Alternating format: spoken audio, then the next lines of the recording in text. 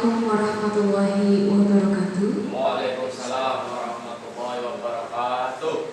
Selamat siang kepada yang terhormat Bapak Kepala Sekolah SD Kalinyamad Wetan 3, Bapak Cahyani. Yang terhormat Komite SD Kalinyamad Wetan 3, Bapak Sunarto. Yang kami hormati pula pengajar praktik Bapak Anas Primansyah.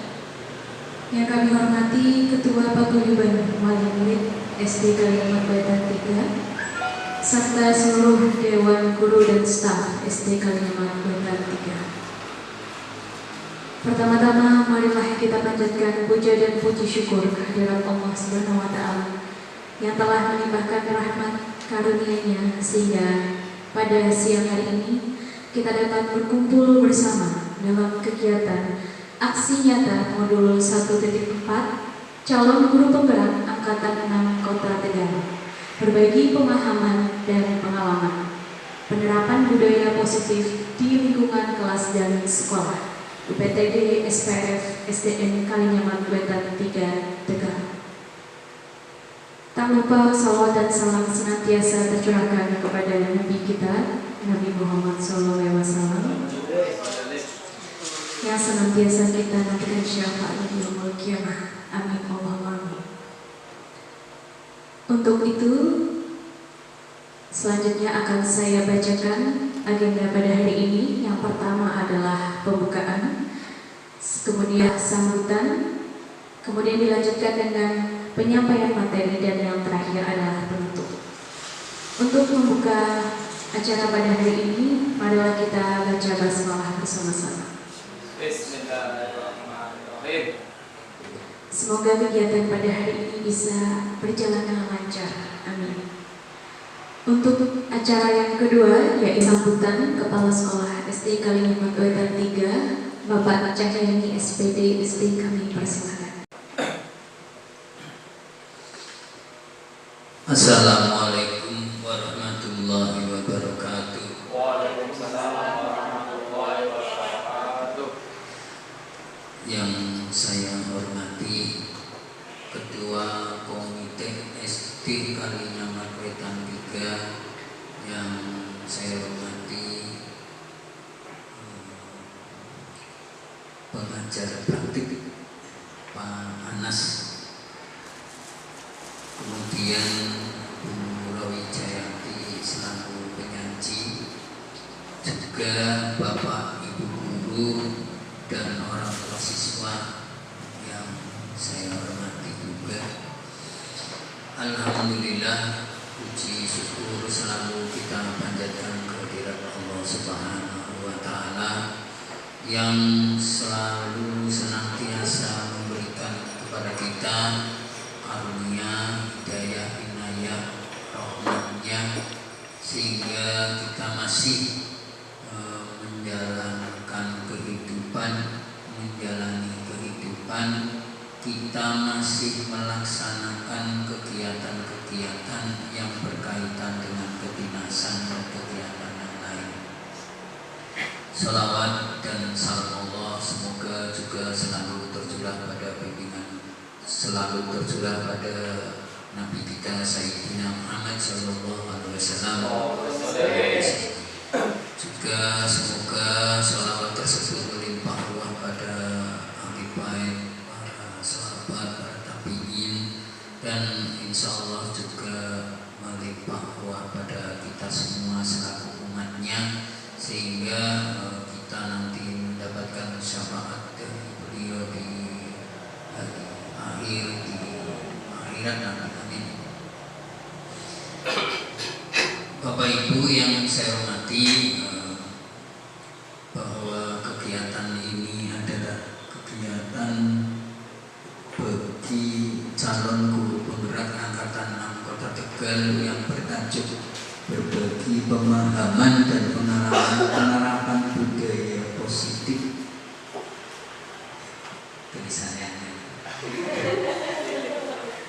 di lingkungan kelas dan sekolah. Sekilas tambahan bahwa guru penggerak itu adalah program dari Kemendikbudristek untuk meningkatkan kompetensi kompetensi guru, meningkatkan performa guru dalam pengalaman pembelajaran di kelas. Program ini mendapatkan suatu dukungan yang besar dari Kemendikbudristek karena merupakan program unggulan untuk guru. Program unggulan untuk guru. Banyak sekali keuntungan dari program ini, terutama yang paling bagus adalah, yang paling baik adalah meningkatkan kompetensi dan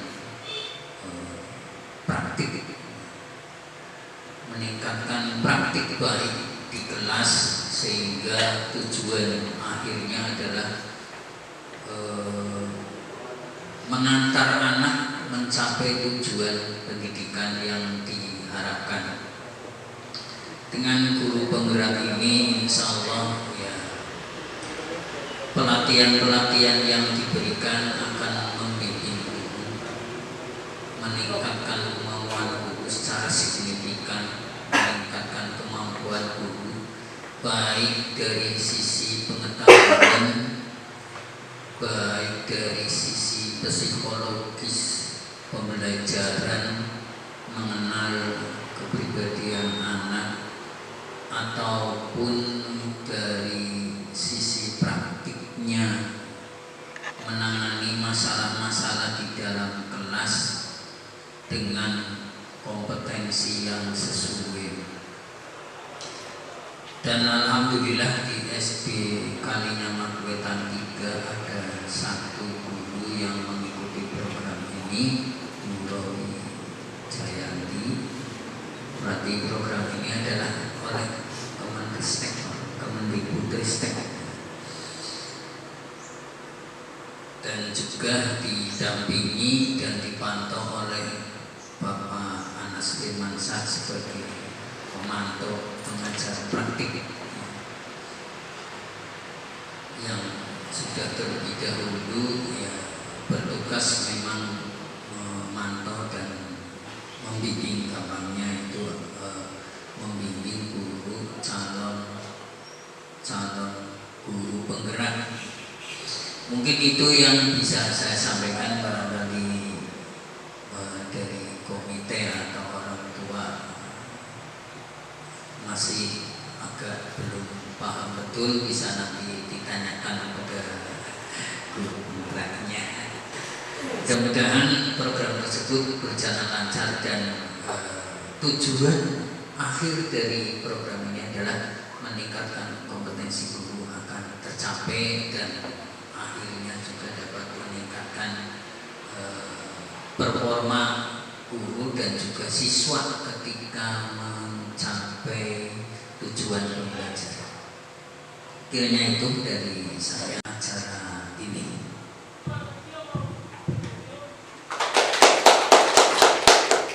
Kiranya itu, kurang lebihnya mohon maaf. Saya diri wabillahi taufiq wal hidayah. Assalamualaikum warahmatullahi wabarakatuh.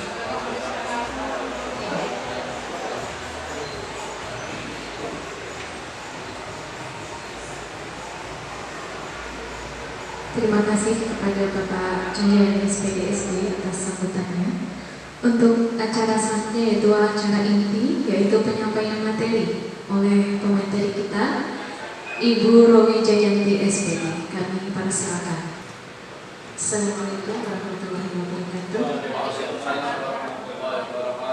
Kepada Bapak Triadi selaku Bapak Kepala Sekolah yang senantiasa kami hormati, dan Bapak Sunarto, Komite dari SD Kalinyamat Wetan 3 yang saya hormati pula, dan tentunya yang luar biasa senantiasa setia mendampingi perjuangan dan pergerakan kami. Kita harus selalu bergerak, dan beliau adalah yang senantiasa setia siang malam dalam acara apapun, senantiasa mendampingi kami.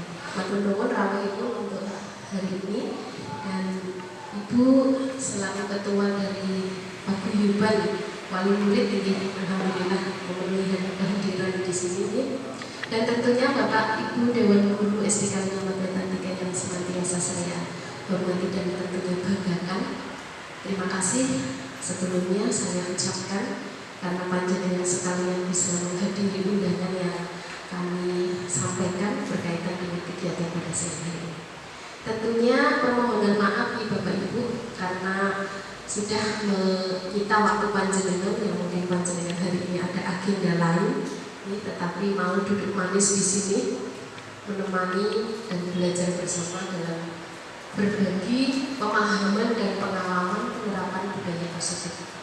Kebetulan tadi sudah disampaikan sama Bapak Cahyani, ya betul sekali Bapak yang panjenengan sampaikan berkaitan dengan program guru penggerak, di mana kami diharapkan kelak menjadi guru-guru yang bisa memiliki kapasitas lebih baik dari sebelumnya.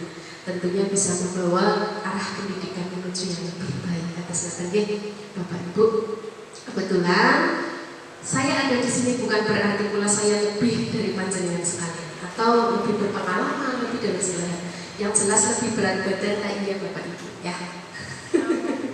Tetapi dalam pengalaman, ilmu dan sebagainya saya percaya panjenengan sekalian justru jauh lebih ngelotok dan jauh lebih hatam, terutama ayah Pak Dipo ini senior saya. Pak Dipo ini selanjutnya sesuai dengan agenda adalah saya diminta berbagi Bapak Ibu. Kalau diminta berbagi jadi panjenengan saya yakin lebih full, volumenya lebih banyak ya. Mungkin hal ini bukan hal baru atau pernah. Kalaupun ada yang sudah seperti itu, diniati saja hari ini merefresh kembali Bapak Ibu. Nah, sifatnya di sini kita belajar bersama. Saya pun mengingatkan kembali materi-materi yang sudah dipelajari dan tentunya berbagi apa sih yang sudah saya praktekkan terhadap anak-anak atau siswa di kelas 6 ini secara khususnya. Untuk yang akan saya bagikan kali ini adalah hanya modul 1.4. Ini sebenarnya submodul Bapak Ibu. Kalau modul-modul di dalam guru penggerak itu banyak nih Pak Anas nih, sampai 3 modul. Dan 3 modul itu pun masih ada submodulnya. Masing-masing sampai 3 ya Pak Anas ya, ada sampai 4 ya. Nah itu yang hari ini harus saya berbagi sama panjenengan adalah modul 1.4. Kalau memang panjenengan penasaran isi modul-modul yang lain, ayo daftar guru penggerak dan aku promosi ya. Silakan, jika panjenengan bisa mempelajari semua modul-modul yang ada di sana, tidak hanya apa yang saya bagikan. Ternyata nih Bapak Ibu, kayaknya juga ada semangat ya. Adapun untuk submodul 1.4 Bapak Ibu itu adalah materinya budaya positif. Budaya positif. Nanti insya Allah agendanya nih mudah-mudahan kita diberi umur sampai akhir kegiatan ini. Harapannya gitu nih, karena kita tidak tahu umur kita nih. Yang pertama tadi pembukaan sudah. Selanjutnya adalah nanti bersama-sama kita sepakati apa yang menjadi kesepakatan kelas sehingga acara hari ini bisa berjalan dengan lancar. Harapannya begitu Bapak Ibu. Selanjutnya nanti ada paparan materi. Yang terakhir adalah berbagi dan ditutup dengan refleksi serta penutup Bapak Ibu. Ini kiranya gambaran agenda yang akan kita lalui bersama pada siang hari ini. Mohon disiapkan amunisinya biar nanti bisa mengikuti rangkaian-rangkaian kegiatan ini sampai hatam atas. Mari kita siapkan diri kita bersama-sama dulu Bapak Ibu. Karena saya yakin panjenengan ini capek sekali. Dari pagi ngajar di kelas, Ibu juga mungkin dari pagi menyiapkan kebutuhan di rumah. Pak Anas pun begitu, Pak Cahyani tadi juga aktivitas di luar. Banyak sekali kegiatan-kegiatan yang menyita energi, menyita fokus panjenengan. Mari saya minta duduk bersama di sini, meluangkan waktu dengan kegiatan satu adalah untuk berpikiran terbuka, sama-sama belajar. Jadi nanti apa yang kami sampaikan, apa yang kita berikan itu bisa diterima, bisa dipahami, kemudian menjadi suatu hal yang bisa dilakukan. Siap ya Bapak Ibu? Silakan Bapak Ibu, kita ini dulu ya kondisi yang pikiran kita supaya kita bisa menerima materi-materi dalam kondisi fresh.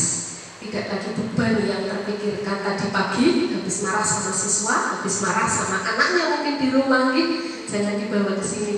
Moga Bapak Ibu bisa pejamkan matanya. Mohon ikuti instruksi yang saya sampaikan. Mohon bisa pejamkan matanya dulu Bapak Ibu. Kemudian silakan dengarkan musik ini Bapak Ibu.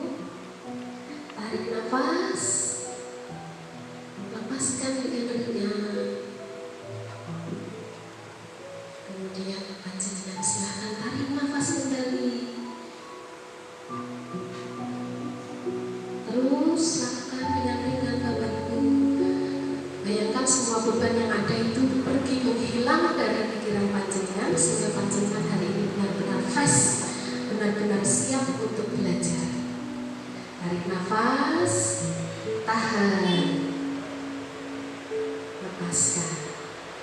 Lagi, tarik nafas lagi, tahan. Semua beban yang ada pergi. Tarik nafas dan hembuskan dengan lega. Semua beban sudah hilang Bapak Ibu. Capek yang tadi siang semuanya hilang. Terima kasih Bapak Ibu. Silakan buka matanya. Apa yang tadi panjenengan rasakan ketika mendengarkan alunan musik tersebut Bapak Ibu? Bagaimana? Ada yang ngantuk? Oh, manusiawi ya. Orang yang berbicara, yang lain mendengarkan. Monggo, silakan.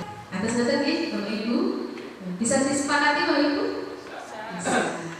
Selanjutnya adalah berpikiran terbuka dan saling menghormati. Coba berpikiran terbuka bahwa niatan kita hari ini adalah sama-sama belajar, merefresh kembali barangkali yang sudah punya materi ini ataupun bagi yang baru mudah-mudahan menjadi hal atau ilmu yang bisa dimanfaatkan. Atas dasar ini. Selanjutnya adalah silahkan berpendapat, namun tetap dengan aturan yang sopan, kemudian menyampaikan jika sudah dipersilakan. Kiranya 3 saja cukup nih Bapak Ibu. Asal Rasul mau menambahi lagi Pak? Barangkali Bu kesenangan ditambahin di sungai sinaknya. Disepakati 3 hal saja ya Bapak Ibu ini. Alhamdulillah. Nah, adapun tujuan berbagi di sini karena memang saya sudah mempelajari materi ini sebelumnya Bapak Ibu, diharapkan dari BPGP nih Kementerian kita nih Pak Anas, kita berbagi kepada panjenengan. Di modul 1.4 ini ada 6 materi Bapak Ibu. 6 materi yang luar biasa dari penerapan konsep modul 1.4 budaya positif kepada panjenengan sekalian yang hadir di sini, pada sesama rekan-rekan guru, teman sejawat dan panjenengan yang kami undang hari ini. Merefleksi diri saja. Saya jawabnya apa sih dengan adanya pertanyaan? Coba dari yang pertama, hukuman dapat mendisiplinkan anak. Kira-kira bagaimana? Setuju nggak? Dengan hukuman itu anak-anak kita di SD Kalinyaman Wetan 3 itu bisa disiplin. Ya, coba. Ya hukuman bentuk apapun. Hukumannya kalau hukumannya positif, insya Allah bisa. Oh, gitu. Namanya Pak Iwan matur nuwun. Berarti intinya setuju ya Pak? Positif. Positif tapi ada tanda kutip gitu ya. Oke Pak Iwan. Pak Iwan setuju katanya hukuman dapat mendisiplinkan anak, tetapi tanda kutip adalah yang bersifat positif. Oke, kita simpan dulu ya Bapak Ibu nih. Jangan langsung dijawab dulu nih. Nanti kita langsung hubungkan dan koneksikan dengan materi pada siang hari ini. Yang kedua, pemberian hukuman dengan hal positif seperti membaca, membersihkan halaman sekolah dapat meningkatkan disiplin anak. Setuju nggak? Ibu setuju nih? Ada yang lain? Setuju nggak? Bu Gita dari tadi nggak setuju terus ini. Oke. Bu Gita nggak setuju Bu? Kenapa Bu? Karena menurut saya perlu tetap ada komunikasi ya. Misalkan kenapa sih anak tidak disiplin, kita harus komunikasi dulu. Mungkin dia punya alasan dan kita kulik itu alasannya apa gitu. Kulik ya. Iya, jadi mungkin setelah dari komunikasi itu kita tahu alasannya seperti ini, mungkin bisa dibenerin, diperbaiki. Sip, terima kasih Bu Gita untuk pendapatnya. Ada yang tadi setuju, ada yang tidak setuju. Yaitu hak panjenengan Bapak Ibu bersama sendiri-sendiri saja dari apa materi yang akan disampaikan hari ini. Terima kasih Bapak Ibu yang sudah merespon. Selanjutnya adalah memberi penghargaan dapat meningkatkan motivasi belajar anak. Coba memberi penghargaan, yo hadiah, yo bentuk barang ataupun apalah, ya, itu dapat memberikan atau meningkatkan motivasi belajar anak. Motivasi anak kalau dikasih hadiah, kemudian lebih semangat kan, lebih. Oh setuju, ini setuju. Oh anak aku begitu. Mana Bapak Ibu? Ada yang lain Bapak Ibu? Barangkali tidak setuju nih. Oh tidak setuju. Kenapa Pak? Orang anjak ya Pak? Bahasa Jawanya tumang. Oke, itu hak panjenengan tidak apa-apa. Ada yang setuju, ada yang tidak. Ini proposal pendapat. Monggo, silakan. Lalu materi apa yang nanti akan kita pelajari Bapak Ibu? Tadi itu pemantik dulu Bapak Ibu. Saya ingin panjenengan motornya jos dulu, sudah nyala sekarang motornya. Nah, modul 1.4 ini yang sudah kami pelajari. Pertama berkaitan dengan budaya, nilai-nilai yang positif, disiplin positif, nilai-nilai kebajikan Bapak Ibu. Apa saja nanti kita akan kupas tuntas bersama. Selanjutnya nanti teori motivasi. Nah ini tadi yang menjadi pertanyaan. Yang pertama disiplinnya. Anak melakukan sesuatu apakah kalau ada hadiah saja, atau anak melakukan sesuatu karena takut sama Mas Santoso, jadinya mau melakukan sesuatu itu, atau hal-hal yang lainnya. Nanti kita kaitkan Bapak Ibu. Selanjutnya keyakinan kelas, keyakinan yang disusun oleh kelas bersama-sama. Kebutuhan dasar manusia dan dunia berkualitas. Yang kelima adalah restitusi, posisi kontrol. Ini pun nanti masih ada hubungannya Bapak Ibu dengan hukuman ataupun tadi bentuk-bentuk hukuman dan sebagainya. Dan selanjutnya adalah segitiga restitusi. Segitiga restitusi itu bagaimana kita menangani atau membantu menyelesaikan masalah-masalah yang dilakukan atau dilanggar oleh anak. Baik, siap nomor 1. Siapa yang sudah nomor 1? Ada yang sudah nomor 1? Saya. Kenapa Pak sudah nomor 1 Pak? Nomor yang paling awal. Oh, nomor yang paling awal. Itu nomor yang paling tua Pak.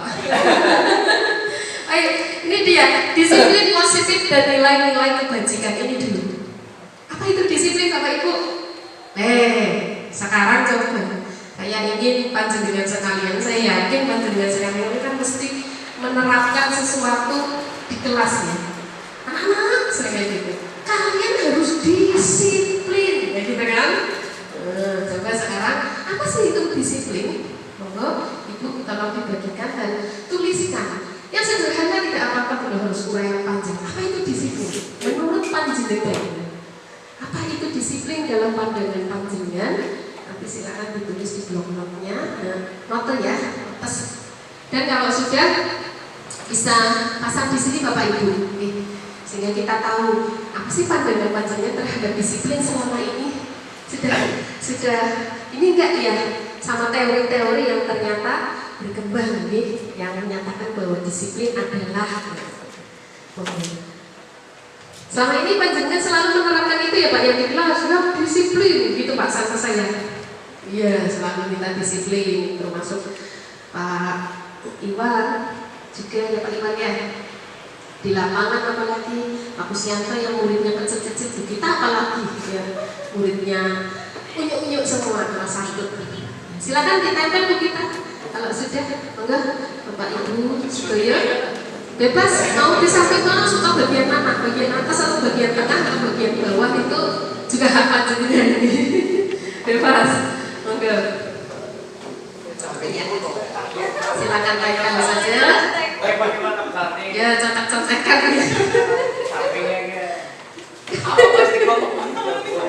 Iya, silakan Bapak Ibu ditempel.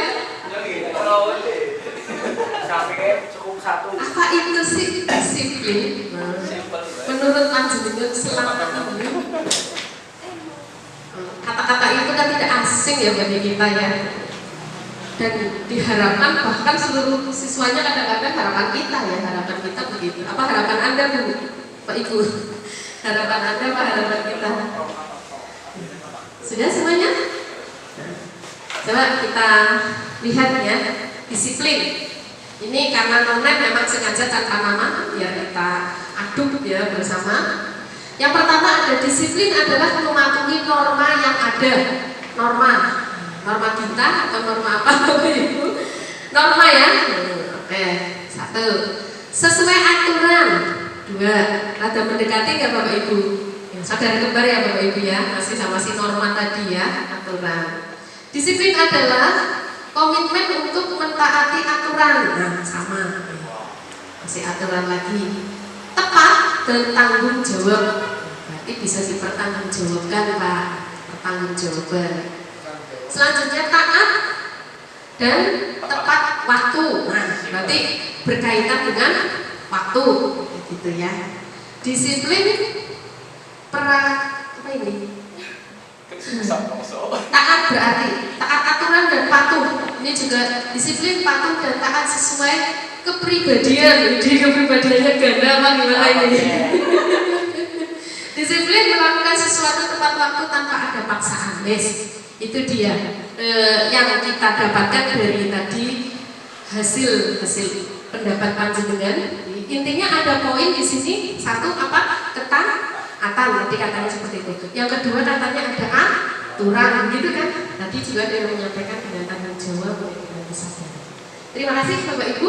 Panjenengan sudah merespon, menyampaikan apa yang ada di dalam pikiran panjenengan tentang pengertian daripada kata disiplin. Nah, yuk sekarang kita lihat. Kalau dari bahasanya Bapak Ibu, disiplin itu ini Bu, artinya adalah belajar, sinau. Itu artinya. Selama ini panjenengan tahu nggak artinya itu? Berasal dari kata itu. Nggak tahu ya? Mesti tahunya tanggung jawab kayak gitu ya. Taat. Nah, kayak gitu. Ternyata ini Bapak Ibu berasal dari bahasa Latin, yaitu disiplin yang artinya belajar. Kata disiplin itu artinya belajar. Yang namanya belajar berarti gimana Bapak Ibu? Berproses ya? Iya, terus menerus dong, tidak berhenti ya. Nah, ini dia yang mengungkapkan ya dari murid-murid Sokrates dan Plato. Pengertian dari itu tadi ya berasal dari kata belajar. Nah, jadi ini Bapak Ibu, disiplin diri itu adalah membuat agar menggali potensi sebuah tujuan apa yang dia hargai. Nah, hargai. Nah, selama ini yang ada di kelas ataupun di sekolah, contoh waktu, kamu itu harus disiplin waktu. Nah, sekarang kita lihat kata kuncinya paling akhir Bapak Ibu, hargai. Berarti kalau anak yang disiplin, harapannya adalah anak yang bisa menghargai waktu. Yang lain, aturan yang lain sama.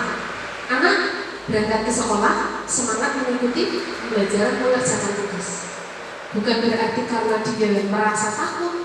Kalau anak-anak yang disiplin itu karena memang menghargai ilmu tersebut, ingin belajar, kemudian ingin berkembang. Begitu Pak Tipo. Ya, selama ini kita konsepnya bagaimana? Disiplin itu anak mematuhi apapun, gitu ya. Nah, iya, mentaati apapun kata guru. Apa yang ditempel di tembok harus diikuti. Anak tidak boleh begini, anak tidak boleh begitu, tidak boleh gini, tidak boleh gitu. Susu Bapak Ibu. Wah, serba orang oleh kok. Sekolah ini memangnya tempat penuh dengan larangan Bapak Ibu? Bukan ya? Bukan. Tetapi tempat untuk berkembang. Anak-anak belajar. Ini dia, belajar, berkembang. Bukan dengan tekanan. Kalau kata-kata yang kita terapkan tadi adalah sebuah keharusan yang anak dituntut untuk melakukan dengan terpaksa. Selama ini seperti itu, nggih? Apa mereka menyadari hal itu, Bapak Ibu? Ikhlas tidak kira-kira mereka melakukan? Ayo coba.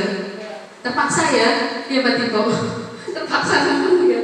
Bapak Ibu gurunya meratain gitu ya. Jadi aku ikut-ikut. Nah, tetapi Bapak Ibu, kita kaitkan dengan yang ada di kondisi kita atau di lingkungan kita, di masyarakat kita. Ya inilah pemikiran kita tadi. Nah, pemikiran panjenengan tadi, disiplin adalah sebuah kepatuhan. Kayak gitu kan tadi. Kemudian apa? Ya, disiplin dengan ketidaknyamanan, bukan dengan apa yang kita hargai atau mencapai suatu tujuan mulia. Nah itu tadi saya di awal, anak-anak melakukan dengan keterpaksaan. Harapannya sekolah adalah tempat yang bisa menumbuhkan kesadaran, bukan keterpaksaan. Begitu Bapak Ibu. Anak-anak melakukan apapun itu dengan kesadaran, motivasi dirinya sendiri, intrinsik, bukan paksaan. Harapannya begitu Bapak Ibu. Maka tadi kedisiplinan itu harus ditumbuhkan melalui proses belajar. Nah, kalau kita lihat posisinya begini nih, disiplin itu dari materi-materi keseluruhan ini yang akan kita bahas semuanya. Ini posisinya di sini seperti ini, di sini yang hijau, samping ya Bapak Ibu. Makna disiplin, belajar mengontrol diri. Nah ini kan pengertiannya dari kata yang tadi asalnya. Belajar mengontrol diri dengan menggali potensi agar mencapai tujuan mulia. Tujuannya mulia Bapak Ibu, bukan terpaksa. Kemudian apa? Seseorang ingin atau yang diinginkan berdasarkan nilai-nilai yang kita hargai. Berarti ada sebuah nilai yang diyakini, ada sebuah nilai yang menjadi kepercayaan. Makanya tadi dia menghargai Bapak Ibu, menghargai waktu, menghargai orang lain, menghormati orang lain, tidak menyepelekan orang lain dan seterusnya. Dan itu menjadi keyakinan. Sehingga ketika dia mau melakukan kesalahan, dia ingat dalam anak melakukan apapun itu harus didasarkan kesadaran, bukan paksaan, bukan tekan. Nah, gitu ini posisinya saya tampilkan semuanya karena ini nanti materi-materi yang akan kita pelajari lengkap. Itu ada posisi kontrol sehingga kita nanti tahu saya itu guru seperti apa sih, saya selama ini bagaimana sih, harapan saya ke depan akan bagaimana untuk murid-murid saya, harapannya begitu.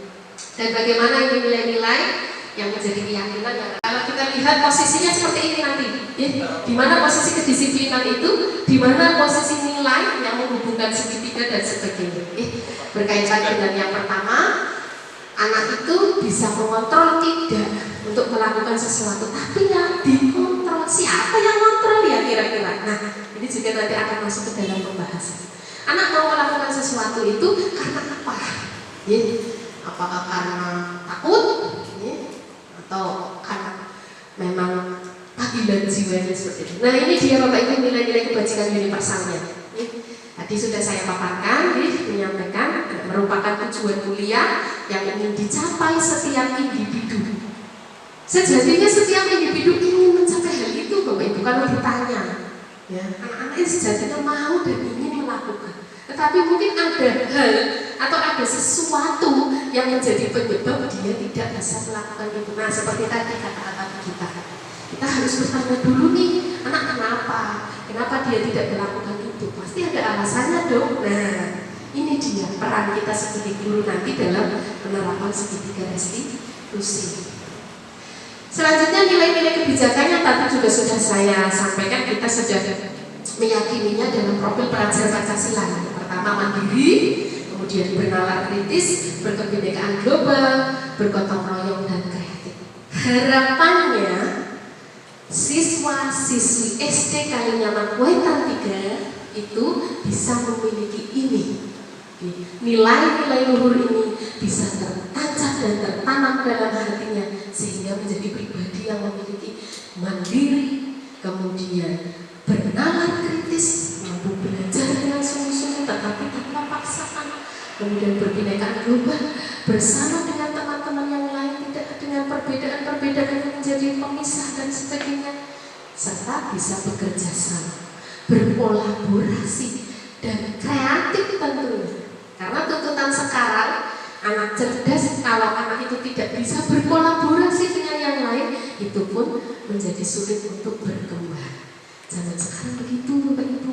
Jadi dibutuhkan kemampuan dalam bekerja sama dengan teman-teman. Nah disinilah nih yang nanti bisa harus kita kembangkan dalam pembelajaran kita setiap hari. Selanjutnya Teori motivasi hukuman dan penghargaan restitusi. Di awal tadi saya sudah bertanya Bapak Ibu, hukuman apakah itu bisa mengubah anak dan seterusnya. Pemberian penghargaan itu bisa mengubah anak ke arah positif. Tadi Pak Iwan sudah merespon ke arah positif. Yang penting positif, tidak apa-apa. Nah sekarang kita lihat nih kedudukan dari motivasi, hukuman, penghargaan itu di mana sih bagi anak-anak kita? Nah ini dia teori motivasi bagi manusia. Yang namanya motivasi itu apa menurut panjenengan biasanya? Kata gampangnya saja sudah motivasi. Saya termotivasi nih ikut ini panggilan hati, oke. Kita bisa dipanggil Pak. Apa lagi Bapak Ibu? Apa itu motivasi? Penyemangat, oke. Ada yang lain Bapak Ibu? Apa? Pecut? Pecut ya Pak ya. Ada yang lain Bapak Ibu? Dorongan, oke Pak Dipo. Dorongan, pemecut, penyemangat, kemudian panggilan hati. Itu dia menurut panjenengan. Kita lihat nih ada contoh 3 kegiatan yang kita lakukan tadi. Menghindari ketidaknyamanan atau hukuman apabila saya tidak melakukannya. Jadi anak begini, anak disuruh mematuhi aturan yang ada di sekolah, dia melakukannya. Aturan sekolah umpama di kelas panjenengan, anak harus datang tepat waktu. Nah gitu, anak tepat waktu. Anak harus mengerjakan tugas, anak harus buat piket, anak harus ngepel dan sebagainya. Anak nggak boleh buang sampah sembarangan dan sebagainya. Mereka melakukan Bapak Ibu. Seperti itu kan putra-putri panjenengan di kelas gitu. Siswa-siswinya di kelas seperti itu gitu, melakukan. Tapi pernahkah Anda bertanya, mereka melakukan dengan keterpaksaan atau panggilan jiwa tadi yang disampaikan oleh Bu Gita, kesadaran yang tadi dimiliki, atau karena rasa takut? Coba Bapak Ibu. Nanti setelah ini silahkan coba direfleksikan pada pembelajaran kita refleksi diri kita, bocah nyong jebule kayak iya ya, berarti nyong selama ini kayak iya ya. Nah, silakan dijawab sendiri saja Bapak Ibu. Saya pun tidak akan membagikan angkat bagaimana cara panjenengan ngajar di kelas itu tidak, karena Anda tidak melakukan supervisi. Tetapi adalah kembali panjenengan menyadari sendiri apa yang sudah menjadi tindakan panjenengan selama di kelas, panjenengan sendiri yang merefleksikan. Sekarang kita silakan. Ya Bapak Ibu, untuk berkaitan dengan motivasi eksternal ini dia. Ternyata anak-anak merasa takut itu karena dorongan dari luar Bapak Ibu, bukan dari dalam dirinya. Padahal tadi katanya motivasi ya. Kita akan minta dorongan dari panggilan jiwa ya. Ternyata ada 2 ini. Untuk mendapatkan imbalan, tadi yang panjenengan sampaikan dapat hadiah. Untuk mendapatkan imbalan dari orang lain, dari orang yang memberikan hadiah tersebut, apa yang akan saya dapatkan apabila saya melakukan. Jadi anak itu melakukan, pikirannya gini, wah nyompan oleh apa ya, wah nyompan oleh apa ya, nyompan maju, oleh hadiah. Nah seperti itu. Saya mau menyelesaikan ini supaya saya mendapat hadiah atau penghargaan, biar dapat piala, biar dapat pujian dan sebagainya. Kelihatannya adalah seperti itu Bu. Itu pun ternyata eksternal dari luar. Ya karena diiming-iming itu tadi hadiah ini. Nah ternyata ini Bu. Nah untuk menghargai diri sendiri, ini dia yang diharapkan. Saya akan menjadi orang yang seperti apa bila saya melakukan. Saya menjadi seperti apa? Kalau saya tertib, berarti saya menjadi orang yang seperti apa? Otomatis anak yang tertib, anak yang lebih hebat, anak yang lebih pintar, itu berasal dari kesadaran diri itu, dari dalam diri, bukan karena hadiah, bukan karena rasa takut. Yang diharapkan adalah itu. Nah inilah yang disebut dengan motivasi internal yang tumbuh dari dalam kesadaran dirinya untuk melakukan hal itu.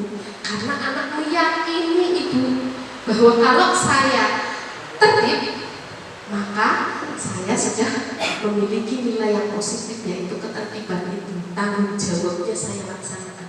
Jadi panggilan jiwanya.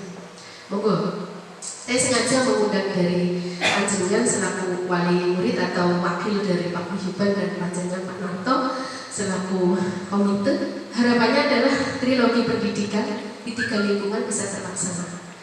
Apa yang kita terapkan di sekolah dilanjutkan di rumah, dilanjutkan di masyarakat. Karena anak bisa berhasil karena 3 hal itu, lingkungan yang ada 3 itu.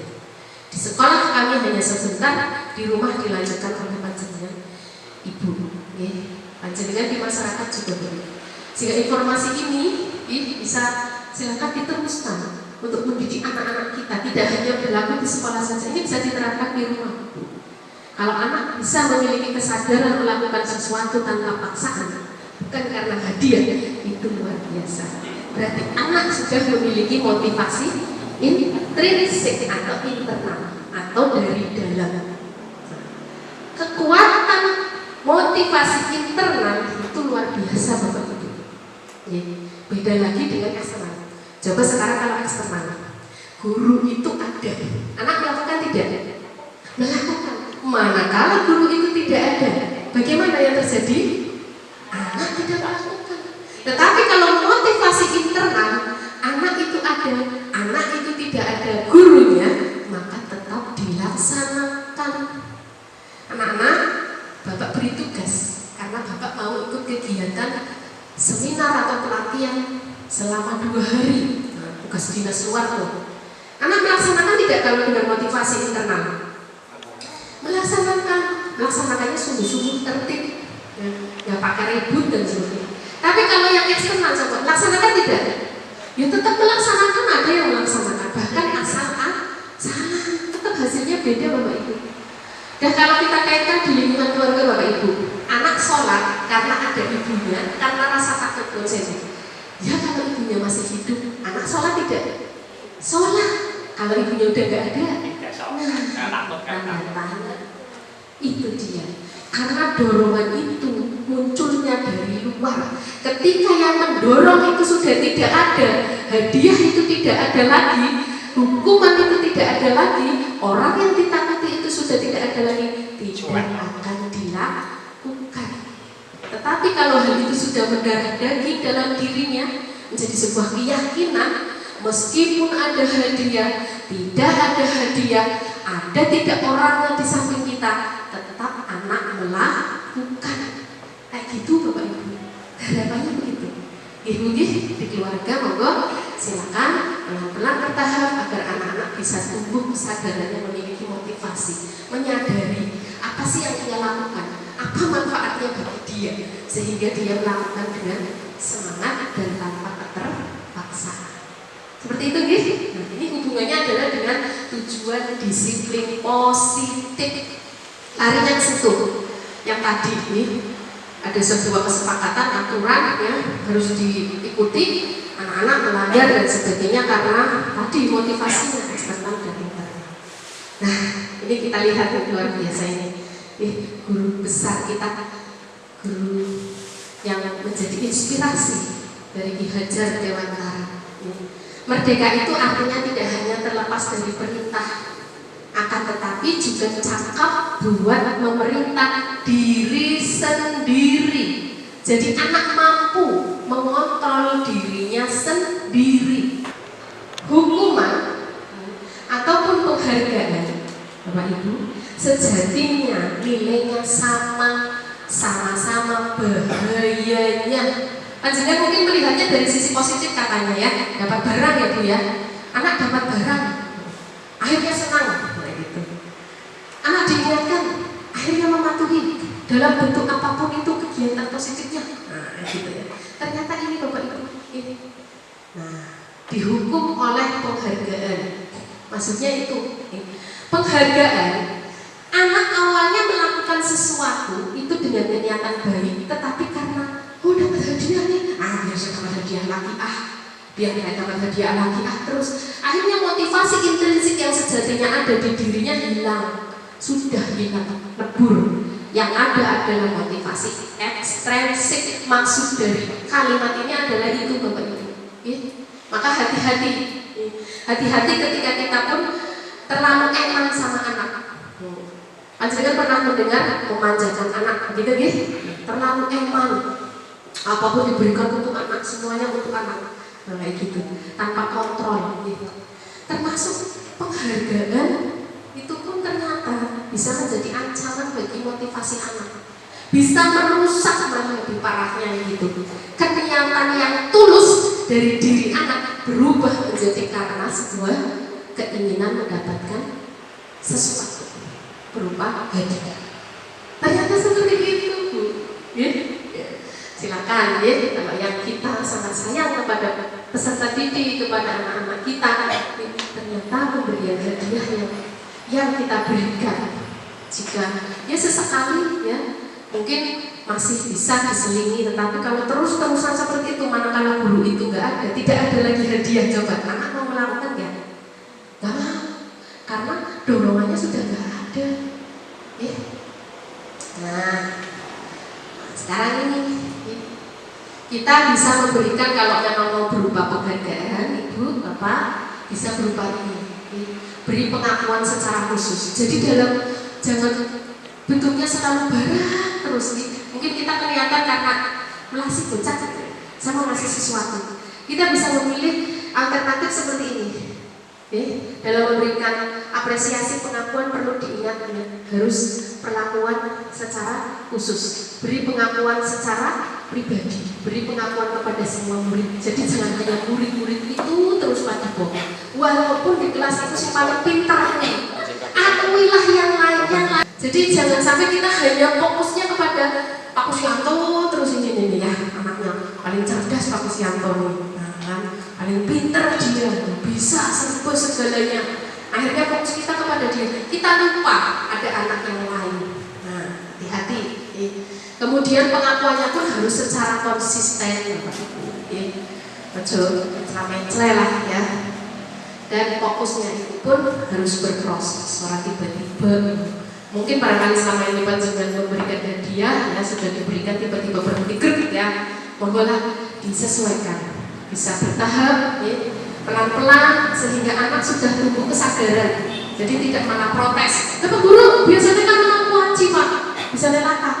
Biasanya anak hadiah ya Pak, bisa nelaka. Nah, supaya anak itu bisa menyadari secara berproses. Pelan-pelan ya Pak Ibu ya. Atas dasar kita ubah bersama apa yang memang harus kita sesuaikan sesuai dengan harapan-harapan yang berkait pendidikan atau tujuan pendidikan sendiri. Nah, ini salah satu pengakuannya. Dengan kalimat pun bisa Bapak Ibu menjadi pengakuan ya. Anak weruh gurune guyu mesem senenge pon. Coba bayangin, weruh gurune mrekut, wedine pon. Ya ora? Nah, seperti itulah. Ternyata kita itu gerak-geriknya sangat menjadi perhatian anak-anak kita. Gurune ngantuk wedi diguyu, Pak Kus nek ulang nang kelas loro ya. Mungkin Pak Kus ngantuk Pak Guru. Iya. Gurunya kan Pak Guru guyu itu anak-anak melihat ekspresi kita. Ya, kemudian menilai Pak Guru ini ke orangnya baik hati gitu ya. Ini dia dengan kalimat ya, nilai kebajikan, rasa empati ya, kepada anak, tangkap basah kebaikan ya, gitu ya. Kalau anak melakukan suatu hal kebaikan, kita segera bisa memberikan apresiasi, tetapi bukan dalam bentuk selalu barang Bapak Ibu, dengan ucapan itu pun bisa menjadi motivasi ya. Nah, sehingga anak-anak perhatian juga bisa. Nah, sekarang kita lihat nih. Tadi di awal hukuman, ada konsekuensi, ada nanti kesepakatan Bapak Ibu. Ada 3 hal itu. Yang pertama hukuman, kita lihat mencatat 100 kali di dalam buku. Saya tidak akan terlambat, saya tidak akan terlambat. Ini masuk hukuman ya Bapak Ibu ya. Iya. Ada nggak toleransinya dengan kesalahan anak? Ada nggak hubungannya dengan tindakan yang dilakukan anak? Anak tidak mengerjakan tugas, apa hukumannya suruh nyatat? Saya tidak akan mengerjakan tugas, saya akan mengerjakan tugas lagi, saya akan mengerjakan tugas, atau datanya terlambat, saya tidak akan datang terlambat, saya tidak akan datang terlambat. Ini yang namanya hukuman Pak Iwan. Tidak ada hubungan dengan hal kesalahan yang dilakukan anak. Jadi hanya kata hukuman itu ya, ini pengertiannya begini. Lari mengelilingi lapangan basket nih Pak Iwan Guru, ayo Rosi keliling basket 2 kali. Padahal Rosi nggak mengerjakan tugas, mengerjakan PR ya. Ada hubungannya nggak? mengerjakan PR sama lari keliling lapangan. Ada hubungannya enggak? Enggak ada Bapak Ibu. Inilah hukuman, enggak ada kolerasinya. Sekarang kita lihat yang konsekuensi, coba sekalian dicermati. Menggantikan kertas tugas teman yang telah dicoret-coret. Nah, ceritanya anak ini melakukan kesalahan, nyoret-nyoret kertasnya teman. Otomatis konsekuensinya adalah kalau menumpahkan minuman maka basah contohnya. Maka bagaimana konsekuensinya? Dilap atau dibak. Itu namanya konsekuensi. Ada hubungannya enggak dengan kesalahannya? Dia nyoret-nyoret bukunya teman. Bukunya sampai kayak digambari berondol-ondol kan sama gaya. Sampai habis. Kemudian disuruh ganti. Pas enggak sesuai dengan perilaku yang tadi dia lakukan. Nah, itu ada hubungannya di sana. Yang ini yang ketiga, murid disuruh untuk mengenakan sepatu seharian, ya. Karena tidak mengenakan sepatu hitam, tidak mengenakan sepatu ini. Ceritanya anak melanggar, ya, tidak pakai sepatu. Terus disuruh nyengker seharian. Apa imbasnya kepada anak yang seperti itu? Ini jadi harus kita pikirkan Bapak Ibu. Menghukum, memberikan sesuatu kepada anak atas tindakannya harus kita pikirkan relevan enggak, connect enggak dengan tingkat kesalahan dia, ya. Tidak membuang sampah sembarangan, suruh muter di lapangan, apa hubungannya sampah dengan muteran lapangan? Nah, itu. Kalau anak tidak membuang sampah, maka konsekuensinya bagaimana Bapak Ibu? Ya, silakan ya, panjangnya dibiarkan, suruh diambil dibuang pada tempatnya. Tentunya dengan ketoladanan kita Bapak Ibu, kita juga mencontohkan. Itu lari mengelilingi lapangan basket 2 kali karena terlambat 10 menit untuk pelajaran PJOK. Nah, itu beda lagi karena konteksnya adalah PJOK. Ketika itu sudah di dalam kelas, akhirnya lagi lari ya Pak. Nah, itu juga Bapak Ibu. Harapannya tidak lagi kita menggunakan istilah hukuman dalam menyelesaikan masalah atau kasus siswa-siswi kita, tetapi lebih tinggi lagi dong ke atas. Syukur-syukur adalah keyakinan. Sudah juga bukan konsekuensi lagi, ya, tetapi sudah keyakinan kalau anak melakukan sebuah kesalahan, perbaiki. Bagaimana cara memperbaikinya? Dia sendiri secara sadar dan penuh tanggung jawab melakukan itu Bapak Ibu. Ini harapannya. Maka di sini nanti penerapan restitusi atau membantu anak dalam menyelesaikan masalahnya. Jadi bukan lagi pakai istilah hukuman, karena ternyata hukuman tidak ada relevansinya, tidak ada kolerasinya, tidak ada hubungannya sama sekali dengan masalah yang dilakukan oleh anak. Nah, ini silakan diperhatikan perbedaan hukuman dan konsekuensi. Kalau hukuman, sesuatu yang menyakitkan harus terjadi. Sakit nggak seluruh muter lapangan? Sakit fisiknya kan? Sekarang saya tanya, apakah cuma fisiknya yang sakit? Hatinya sakitnya tuh di sini, di dalam hati. Nah, sakitnya tuh di sini. Disuruh muter lapangan dan sebagainya. Apa sih Pak Guru? Hubungannya apa gitu? Nah, seperti itu. Pasti kan berundang kedungan itu, nggak ikhlas gitu. Begitu ya? Karena hukuman itu tadi paksaan membuat anak sakit itu tadi, ya, sakit hati. Dan anak membenci kedisiplinan. Yang ada bukan dia patuh dan taat, tetapi sebel, benci. Apa sosok sholat nggak aturan kayak gini? Anak akan membenci kedisiplinan itu, membanding-bandingkan. Kok ini, kok dibanding-bandingin? Ya, saya itu dia. Itu yang kita takutkan. Sehingga anak bukan justru menjadi pribadi yang belajar di tempat yang seharusnya menjadi tempat belajar, justru malah menjadi pribadi yang hancur karena kepribadian yang tidak bisa dibangun dan dibentuk dengan karakter yang semestinya. Begitu Bapak. Menjadi pendendam, ya, pembenci, pengumpat, apalagi amburadul, ya, suka berkelahi, iya, pendusta dan sebagainya. Itu tuh coba sekarang, kamu kok nggak bawa ballpoint? Iya Pak, soalnya saya lupa. Padahal ballpointnya ada, tapi sengaja. Sebel sih orang kepengen ngerjakan tugas. Nah, gitu. Itu Bu. Ternyata sampai ke situ artinya ya. Iya. Mari kita sadari bersama ya apa tindakan yang sudah kita laksanakan. Sifatnya paksaan ngaruh hukuman.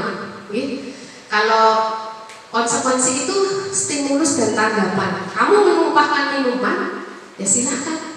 Apa yang harus kamu lakukan untuk minuman yang tumpah itu? Ya. Kamu menyobek kertasnya teman, mencoret-coret dia. Penciptaan kondisi bagi murid untuk memperbaiki kesalahan mereka. Nah, tugas kita Bapak Ibu tidak hanya menghabiskan kurikulum yang setebal ini materinya kepada anak saja secara kognitif, tetapi moral, sikap, karakter, sosial, emosional itu pun menjadi tugas kita Bapak Ibu. Guru, kalau kita cermati betul-betul tugasnya itu luar biasa, makanya disebut sebagai mulia. Mulianya di situ. Nah, kalau kita belum bisa melaksanakan hal-hal itu berarti mulia belum, ya kita tanda tanya saja sama diri kita. Saya menyandang predikat guru, tanggung jawabnya besar kalau menyadari hakikatnya. Tugas kita tidak hanya menuntaskan materi yang ada di buku saja secara kognitif, tetapi emosional anak bagaimana ketika anak menghadapi orang lain, punya sikapnya bagaimana, arogan kah, seenaknya sendiri kah, bahasanya kasar kah, bagaimana anak bisa bekerja sama dengan teman yang lain, harapannya nanti ketika menjadi anggota masyarakat mereka bisa bekerja sama di masyarakatnya. Bisakah seperti itu? Apakah anak hanya menjadi individualis, tidak peduli dengan lingkungan, tidak peduli dengan kebersihan, tidak peduli dengan orang lain? Nah, itu PR kita Bapak Ibu yang harus kita sadari. Barangkali selama ini saya pun belum sempurna dengan belajar di CGP, bertahap maksudnya ini, bertahap pelan-pelan itu diperbaiki. Saya pun menjadi menyadari, oh ternyata selama ini apa yang saya lakukan begini, harapan yang diinginkan begitu. Mudah-mudahan bisa mencapai yang begitu, jangan hanya yang begini. Melalui belajar itu tadi, harapannya anak bisa memperbaiki kesalahannya, memperbaiki. Ya tentunya harapannya ketika sudah memperbaiki ya tidak diulangi lagi. Kalau diulangi lagi berarti mereka belum bisa menyadari, belum bisa betul-betul memperbaiki apa yang dilakukan. Dari mana hal itu tumbuh? Anak itu kreatif dan kesadaran dirinya Bapak Ibu ya diharapkan begitu. Contoh, kamu kok terlambat kayak tadi ibu kita, ditanya dulu, kenapa sampai kamu terlambat? Nah, ini contohnya ya. Pasti anak punya alasan. Sekarang kalau panjenengan tidak memberikan anak berbicara, mereka pun akan memaksa bicara. Saya yakin itu. Oh kamu terlambat, begini Pak. Begitu kan? Lebih treten dari gurunya. Begitu Pak Iwan. Rosi seperti itu. Iya, kan ya. Jadi kalau kita tidak memberi kesempatan, mereka akan kritik. Berarti kesimpulannya adalah berikan, dengarkan apa yang menjadi alasan mereka. Siapa tahu penyebab kesalahan mereka adalah hal-hal yang baik. Ada sebuah cerita kan, seorang anak datang ke sekolah terlambat karena ternyata merawat ibunya yang sakit, sampai sekolah dimarahi habis-habisan sama gurunya. Guru tidak tahu penyebabnya. Padahal anak sedang tumbuh menjadi manusia yang peduli, manusia yang memiliki tanggung jawab kepada orang tuanya. Tapi kita membunuh hal itu. Kalau seumpama kita tidak memberi kesempatan dia untuk memperbaikinya dengan panggilan jiwa, yang ada adalah akhirnya anak apa? Berarti berbuat positif kayak gini pun percuma. Pak Guru tetap akan memarahi saya. Kayak gitu nih Bapak Ibu. Nah, di sini perlu kita tekankan nanti kepada anak setelah ini. Karena harapannya anak bisa memperbaiki dengan kemandirian, dengan penuh rasa tanggung jawab. Ini dia Bapak Ibu, identitas sukses gagal yang kita lakukan, sesuatu menyatakan kamu harus mematuhi aturan, kamu harus begini, kamu harus begitu. Nah itu berarti identitas gagal. motivasi intrinsiknya tidak akan bisa terpenuhi. Yang ada tadi kebencian, dongkol, marah, terpaksa, sedih. Nah kalau yang sukses ya, itu mereka sudah memiliki pilihan. Kamu bangun kesiangan, kira-kira bagaimana cara memperbaikinya? Nah dia ngomong, yaudah Bu, nanti saya mau pasang wecker, mau pasang alarm. Nah, antusias untuk memperbaiki hal itu. Jadi digali Bapak Ibu, bukan solusi itu datang dari diri kita. Kita tidak memaksa anak mengikuti aturan kita. Kita tidak memaksa anak mengikuti kita. Tetapi anak menyadari, kira-kira dibuka pikirannya. Sifatnya kita itu memandu supaya anak menemukan jawabannya. Kamu kok bisa melupakan ini? Karena dia duduknya sembarangan kan? Tidak hati-hati, begitu kan? Nah, suatu saat dia melupakan, kita tanya, kenapa? Penyebabnya dulu apa? Saya duduknya nempel-nempel, nah, ke depan harusnya bagaimana? Dia menjawab. Sehingga dia merasa dihargai, merasa didengarkan, tidak dihakimi. Selama ini kita bersikap menghakimi ya Bapak Ibu ya, langsung menjudge, orang umum. Seperti itu. Ini dia identitas sukses yang diharapkan. Ya. Anak memiliki pilihan, anak mampu memutuskan perbaikan pada kesalahan-kesalahannya secara mandiri, tentunya kita memandunya dan dilaksanakan dengan mandiri, dengan panggilan jiwanya secara tanggung jawab, bukan lagi paksaan. Harapannya seperti itu. Nah, ciri-cirinya adalah ini, bukan untuk menebus kesalahan, tetapi untuk belajar memperbaiki kesalahan, diperbaiki. Anaknya salah yang diperbaiki, anaknya sesuatu sing wis kadung, nasi masak benyek, apa solusinya? Apakah dibuang? Jadikan bubur, tambahin kecap, tambah santan, sambal, ya enak orang. Bahkan sesuatu yang sudah terlanjur sekalipun bisa diperbaiki Bapak Ibu, bisa diolah dengan kreativitas. Harapannya anak-anak itu menjadi kayak gitu, sehingga nanti ketika menjadi generasi dewasa mampu menjadi orang-orang yang mampu memutuskan atau memiliki solusi atas masalahnya, bukan bunuh diri karena butuh terhadap masalahnya. Seperti kita lihat banyak anak-anak kecil ya di berita, ada yang bunuh diri. Pernah mendengar Bapak Ibu? Depresi tingkat tinggi, tekanan, bullying, itu ada di sekitar kita. Bahaya itu yang kadang kita tidak memperhatikan, yang menyebabkan anak-anak didik kita tumbuh menjadi generasi yang tidak semestinya. Seperti itu. Harapannya mereka ketika dewasa dihadapkan masalah sesulit apapun tidak lari dari masalah tersebut. Ya sekarang saya tanya, anak-anak di kelas panjenengan ya, melakukan sesuatu, kalau teman yang lain melanggar, saya mengingatkan ya Bapak Ibu. Mengingatkannya dengan cara apa?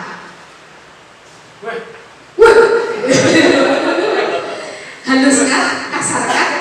Atau mungkin dengan ancaman Bapak Ibu. Coba kita telisik lagi. Weh, kok digonggong Pak Dipolo? Weh, kok dijewer Pak Iwan lah?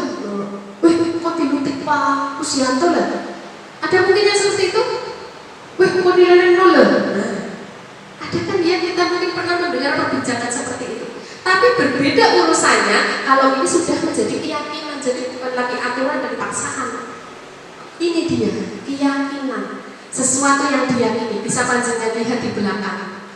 Mulai dengan adanya itu, anak-anak saling mengingatkan dengan bahasa, hei keyakinan kelas ke-1 loh, hei keyakinan kelas ke-2 loh, ayo melanggar keyakinan kelas ke-3. Sudah seperti itu ketika mereka mengingatkan teman-temannya. Tidak lagi, hei kok diganyami burowi, hei kok dicatat terus, dan sebagainya. Silakan nanti bisa diperhatikan di belakang itu di Bapak Ibu bukti nyata petik ya yang sudah diterapkan di kelas 6 bahwa anak menyusun bersama-sama Bapak Ibu, kemudian disepakati secara bersama. Itulah yang menjadi keyakinan. Nah, menurut panjenengan apa itu keyakinan? Apa itu keyakinan? Monggo, silakan sampaikan. Ya. Oh, kepercayaan. Matur nuwun, kepercayaan. Ada yang lain? Percaya, intinya seperti itu. Nyong yakin, nyong percaya. Suara hati. Ya lagi dengan ada Ben. suara hati gitu ya. Apa itu keyakinan? Nah, ada yang bilang sebuah kepercayaan, ada yang bilang suara hati ya. Apa bisikan dari Pak? Nah, ini ya. Ini contoh saja. Nanti kita hubungkan ini dengan keyakinan. Jadi, kenapa sih kita harus memiliki peraturan menggunakan helm bila mengendarai kendaraan roda 2? Sekarang saya tanya, jenengan pakai helm karena apa? Dari rumah sampai sini coba. Karena apa Pak jenengan pakai helm? Terpaksa aturan. Oke, apa malih? Oh, biar nggak kangenan gitu. Itu masih berarti ada hubungannya dengan perlindungan diri, memang kangenan. Ada yang lain? Ben kata gagal luar biasa. Berarti orang kata itu udah kayak hilang. Oke, begitu ya Bapak Ibu mungkin. Silakan itu alasan-alasan panjangnya. Cuma nanti kita hubungkan di sini masalah keyakinan. Otomatis ya kembalinya kepada diri kita. Tadi Bu kita menyampaikan dengan kangenan berarti masih mending nggak peduli sama diri sendiri. Mengapa kita memiliki peraturan 3M? Ini contoh-contoh saja ini. 3M apa itu? Menguras, menimbun, terus bekas ya. Nah, kenapa harus keyakinan? Bukan peraturan. Ayo, aturan kelas. Ada kan yang seperti itu ya? Ada mungkin yang di kelasnya masing-masing mampang kayak gitu. Tidak boleh berbicara sembarangan. Tidak boleh. Nah, terus-terusnya. Berikut Pak Iwan? Kalau keyakinan itu kan dari diri sendiri. Iya, betul sekali. Kalau peraturan itu kesepakatan bersama yang dibuat bareng untuk kebaikan. Oke, terima kasih masukannya Pak Iwan. Jadi kata Pak Iwan, kalau aturan itu dibuat bersama. Kalau keyakinan itu dari saya sendiri saja. Kayak gitu. Oke. Coba sekarang kita lihat kalimat daripada aturan. Dilarang datang terlambat, dilarang buang sampah sembarangan, kemudian dilarang duduk sembarangan, dilarang berbicara kasar atau tidak boleh saling mengganggu, tidak boleh saling menghina. Coba telisik kalimatnya. Kalimat-kalimat tersebut nilainya negatif atau positif Bapak Ibu? Nah, anak, larangan adalah perintah. Itu dia. Untuk anak, larangan adalah perintah. Jangan ke situ, justru ke situ. Jangan ke sini, justru ke sini. Itulah anak. Nah, ini Bapak Ibu. Karena memang ada jiwa meronta dan penasaran. Bisa hanya merolis. Lah mau apa Pak? Bisa hanya merolis. Karena kan masih seperti itu. Penasaran. Apa sih akibatnya kalau saya tidak melakukan itu? Atau saya melanggar? Nah, akhirnya coba-coba dan sebagainya. Ya. Ini dia Bapak Ibu. Jadi bedanya ada di situ. Nah, ini. Ya. Keyakinan kelas itu lebih abstrak daripada peraturan yang rinci. Tadi bersumber dari nilai-nilai keyakinan universal. Contoh saling menghormati, saling menghargai, dan semua mengakuinya dari belahan bumi manapun. Ya, itu mengakuinya. Saling menghormati itu adalah suatu hal yang positif. Nah, beda. Dilarang saling menghina. Itu larangan negatif sifatnya. Kalau ini ajarkan kesadaran, itulah keyakinan. Keyakinan berupa pernyataan yang universal tadi. Kemudian juga keyakinan kelas senantiasa dibuat dalam bentuk positif, silakan dilihat di belakang, berupa hal-hal positif. Bukan lagi, ya, betul sekali Pak Iwan. Dan disepakati Pak Iwan, inilah pengertian keyakinan. Setelah anak-anak mengungkapkan keyakinan-keyakinannya, nanti disepakati yang menjadi keputusan bersama yang mana. Kita simpulkan dari beberapa rincian-rincian keyakinan anak itu menjadi universal yang lebih umum kalimatnya. Contohnya saling menghormati, saling menghargai. Yang tadi bentuknya banyak tadi dari anak. Tidak menyakiti, tidak menghina, tidak menyakiti fisik, psikis, bullying dan sebagainya. Itu masuk nilai universal. Kebersihan, cinta dan sebagainya kepada kebersihan itu nanti turunannya juga banyak karena kan universal. Orang yang cinta kebersihan maka dia otomatis akan menjaga kebersihan. Orang yang cinta kebersihan maka dia akan peduli tentang kebersihan. Nah, gitu Bapak Ibu. Ini lebih umum. sesuatu yang dapat diterapkan juga di lingkungan kita. Tidak usah yang terlalu sulit Bapak Ibu, tidak usah muluk-muluk sudah. Kira-kira kelas 1 ya disesuaikan dengan karakteristik kelas 1. Kelas 2 ya disesuaikan kelas 2 kebutuhannya apa. Apakah sering terjadi kasus bullying di kelas 2 Pak? Nah, ditelisik kalau anak-anaknya seperti kemarin ketika saya praktek. Karena anak-anak kan kadang sering saling menghina orang tuanya ya, memanggil nama orang tuanya, mengejek dan sebagainya. Itu menjadi sebuah hal yang tidak nyaman. Mereka semuanya rata-rata menuliskan tidak boleh saling menghina, tidak boleh saling menghina. Berarti itu kebutuhan mereka. Tidak boleh saling menghina. Berarti minta dihargai. Itu teman-teman. Nah, ini dia. Kenapa sih keyakinan itu harus ditumbuhkan? Ada kolerasinya ke sini. Larinya adalah kepada unsur motivasi intrinsik tadi. Kalau anak sudah yakin, ada orangnya di situ, tidak ada orangnya di situ, saya melakukan. Ada tidaknya hadiah, tidak adanya hadiah, saya melakukan. Ada hukuman, tidak ada hukuman, saya melakukan. Ini dia yang diharapkan. Motivasi intrinsik dapat tumbuh. Harapannya seperti itu, sesuai dengan keyakinan yang tadi. Nah, posisinya di sini keyakinan kelas. Kalau peraturan Pak Iwan itu ada di tengah, jadi tingkatnya lebih dasar lagi daripada sebuah keyakinan. Keyakinan lebih tinggi dari itu, karena tadi berkaitan dengan unsur intrinsik siswa. Anak sendiri yang mengungkapkan keinginannya. Saya tidak suka kalau diperlakukan kasar. Nah, dia akan menulis jangan berkata kasar. Nah, itu kan berarti kebutuhan dia. Anak yang mungkin sering diusili, tidak boleh saling usil. Nah, ini juga masuk kepada universal penghargaan. Tidak boleh datang terlambat. Ini juga universal pada menghargai diri Bapak Ibu. Disiplin waktu, menghargai diri dan menghargai orang lain. Kalau orang yang disiplin berarti kan menghargai dirinya sendiri, ya. Sehingga tidak ketinggalan hal itu. Orang yang lain juga tidak terlalu lama menunggu. Ini keyakinan. Nah, keyakinan kelas ini diharapkan akan menumbuhkan lingkungan yang positif. Contohnya saling menghormati. Otomatis lingkungan kelas akan saling menghormati anak-anaknya. Kalau ada anak yang menghina, pasti keyakinan kelas 2 nih, kamu melanggar. Tidak lagi digonyomi lu, nilainya 0. Tidak ada lagi istilah ancaman di sana. Tidak ada Bapak Ibu. Yang ada adalah mengingatkan. Keyakinan kelas kedua lu, keyakinan kelas ketiga. Kalimatnya sudah seperti itu teman-teman. Silahkan nanti. Mudah-mudahan bisa dipraktekkan semuanya. Untuk lebih detailnya barangkali mau mempraktekkan bisa kita berbicara atau ngobrol-ngobrol lagi lebih mendalam.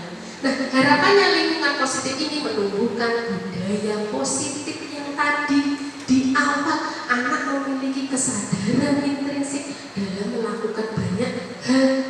Perlakuan kepada anak juga mereka merasa mendapatkan perhatian dan penghargaan. Tidak justru rasa takut dan ancaman. Sekarang kita lihat contoh-contoh yang saya tampilkan Bapak Ibu. Sebelah sana itu aturan ataukah kesepakatan. Ini judul yang di atasnya belum tentu ya. Jadi panjenengan telisik coba. Kami guru dan murid yang saling penyayang. Apakah itu betul kesepakatan? Datang tepat waktu, mengucap salam, menjaga kebersihan sekolah, aktif dalam pembelajaran. Bingung kan ya? Hampir sama. Coba kalimatnya, mana yang mengandung unsur negatif dan mana yang bukan unsur negatif. Itu caranya. Coba silakan. Dari sisi sebelah sana, apakah ada unsur kata-kata negatifnya? Dalam artinya adalah anak terpaksa kalau melakukannya, bukan karena kesadaran, karena kalimatnya berupa perintah saja atau larangan saja. Nah, yang sebelah sini adalah kami murid yang semangat belajar. Coba mana yang aturan Bapak Ibu? Sebelah sana atau sebelah sini? Aturan. Yang aturan dulu. Aturan yang hijau sana ya Pak Iwan ya. Yang kesepakatan betul sebelah sini? Iya. Berarti itu satu kelompok semuanya betul. Jadi tidak ada lagi istilah negatif di sana. Tetapi kami menyadari, termasuk saya di dalamnya, karena kami itu, ya. Jadi harapannya kayak gitu Pak Iwan. Justru aturan itu adalah sesuatu yang searah. Guru saja bisa-bisa yang menciptakan. Tidak boleh datang terlambat, tidak boleh memakai sepatu hitam, tidak boleh berbicara berisik di dalam kelas, tidak boleh ngomong sendiri, tidak boleh ngobrol sendiri dan seterusnya. Itu datangnya dari mana Bapak Ibu? Aturan kita, guru. Nah, anak sudah mengikuti, itulah aturan. Berbeda dengan keyakinan atau kesepakatan.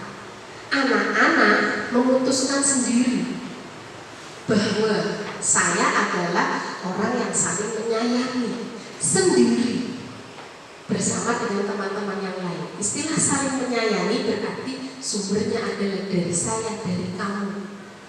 Dua arah, tidak hanya dalam bentuk satu arah. Kami murid yang semangat belajar, kami lagi. Nah, itu berarti kesepakatan. Kemudian kami murid yang peduli dengan teman-teman, kami lagi. Semuanya diharapkan satu kelas saling peduli. Enggak, aturan ini ditujukan pada satu orang saja. Seperti itu Bapak. Nah, sekarang kita lihat nih. Ini tabelnya, saya tabel. Selalu mengembalikan buku ke tempatnya. Keyakinannya apa? Kalau panjenengan barangkali mau bikin keyakinan kelas, mengembalikan buku ke tempatnya. Selalu. Nah, itu sebuah perintah juga. Tetapi kalau keyakinan kelas adalah tanggung jawab nilainya. Hadir di sekolah 15 menit sebelum pembelajaran dimulai. Ini maksudnya menghormati orang lain serta berkomitmen. Ya komitmennya ya masuk pada diri sendiri. Seperti itu. Untuk keselamatan kita sendiri tadi, helm yang untuk keselamatan, masker yang untuk keselamatan, bukan yang lainnya. Kalaupun manfaatnya untuk melindungi diri, yang benar itu untuk keselamatan kita. Kalau tidak ditilang, ya iya karena sudah sesuai dengan aturan hukumnya. Tetapi kan selamat dompetnya juga ya Bapak Ibu ya. Selamat dirinya sendiri, selamat dompet juga. Menggunakan narkoba dilarang. Itu dengan kesehatan kita menyadari kalau saya minum narkoba, kesehatan saya hancur, rusak, masa depan saya hancur dan sebagainya. Kesehatannya tidak hanya kesehatan fisik, kalau narkoba sudah lebih tinggi lagi kepada psikis, termasuk kejiwaan. Betul sekali Pak. Inilah ya perlunya menanamkan hal ini kepada anak-anak kita gitu. Ya. Jadi bukan hanya karena rasa takut lagi. Nah, sekarang ini dia yang sudah saya praktekkan Bapak Ibu, bisa dokumentasinya diperhatikan ini.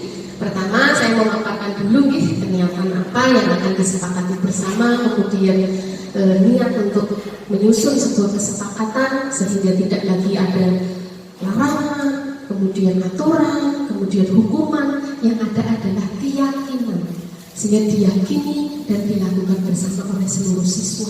Harapannya seperti itu. Nah ini dia memberi kesempatan ya. Jadi ini Pak, semua siswa diberi kesempatan ya, blok not satu-satu tulis apa yang kamu dapatkan di lingkungan sekolah ini berkaitan dengan perlakuan teman, berkaitan dengan sikap teman, atau mungkin ancaman-ancaman yang sering dia dapatkan di sini, atau ketidaknyamanan melihat lingkungan yang kayak gini, banyak sampah berserakan dan sebagainya. Nyaman tidak? Nah mereka nanti di itu dulu Pak, diberi iya dulu, pemantik dulu seperti tadi. Ya. Apa yang kamu rasakan sekolah di sini? Mereka kan nanti akan ya. Apa yang kamu inginkan selama kalian belajar di sini? Kondisi seperti apa yang kalian inginkan? Ingin diperlakukan seperti apa oleh sesama teman dan seterusnya. Ini posisinya di sini memberi kesempatan dulu. Kemudian anak diberi ya kertas untuk menyalin. Ini variasi, boleh nulis di papan tulis juga boleh, maju satu-satu juga boleh. Tapi saya kemarin lebih memilih menggunakan not ya yang tadi panjenengan gunakan untuk game tadi permainan, sehingga anak lebih leluasa menuangkannya, tidak malu menulis di papan tulis, dan itu tidak ada namanya ya Bapak Ibu, sehingga jawabannya sing ndi ya orang ngerti. Yang penting adalah ungkapkan harapan, ungkapkan keinginan, ungkapkan hal-hal yang ingin didapatkan. Intinya seperti itu Bapak. Setelah menuangkannya, mereka secara acak, tidak saling menghina, tidak saling menyakiti. Itu maksudnya penilaian mana? Universalnya kemana? Saling menghargai. Itu nanti kita simpulkan secara umum seperti itu. Nah, untuk mengingatkan anak tinggal dengan kalimat itu. Ayo, keyakinan kelas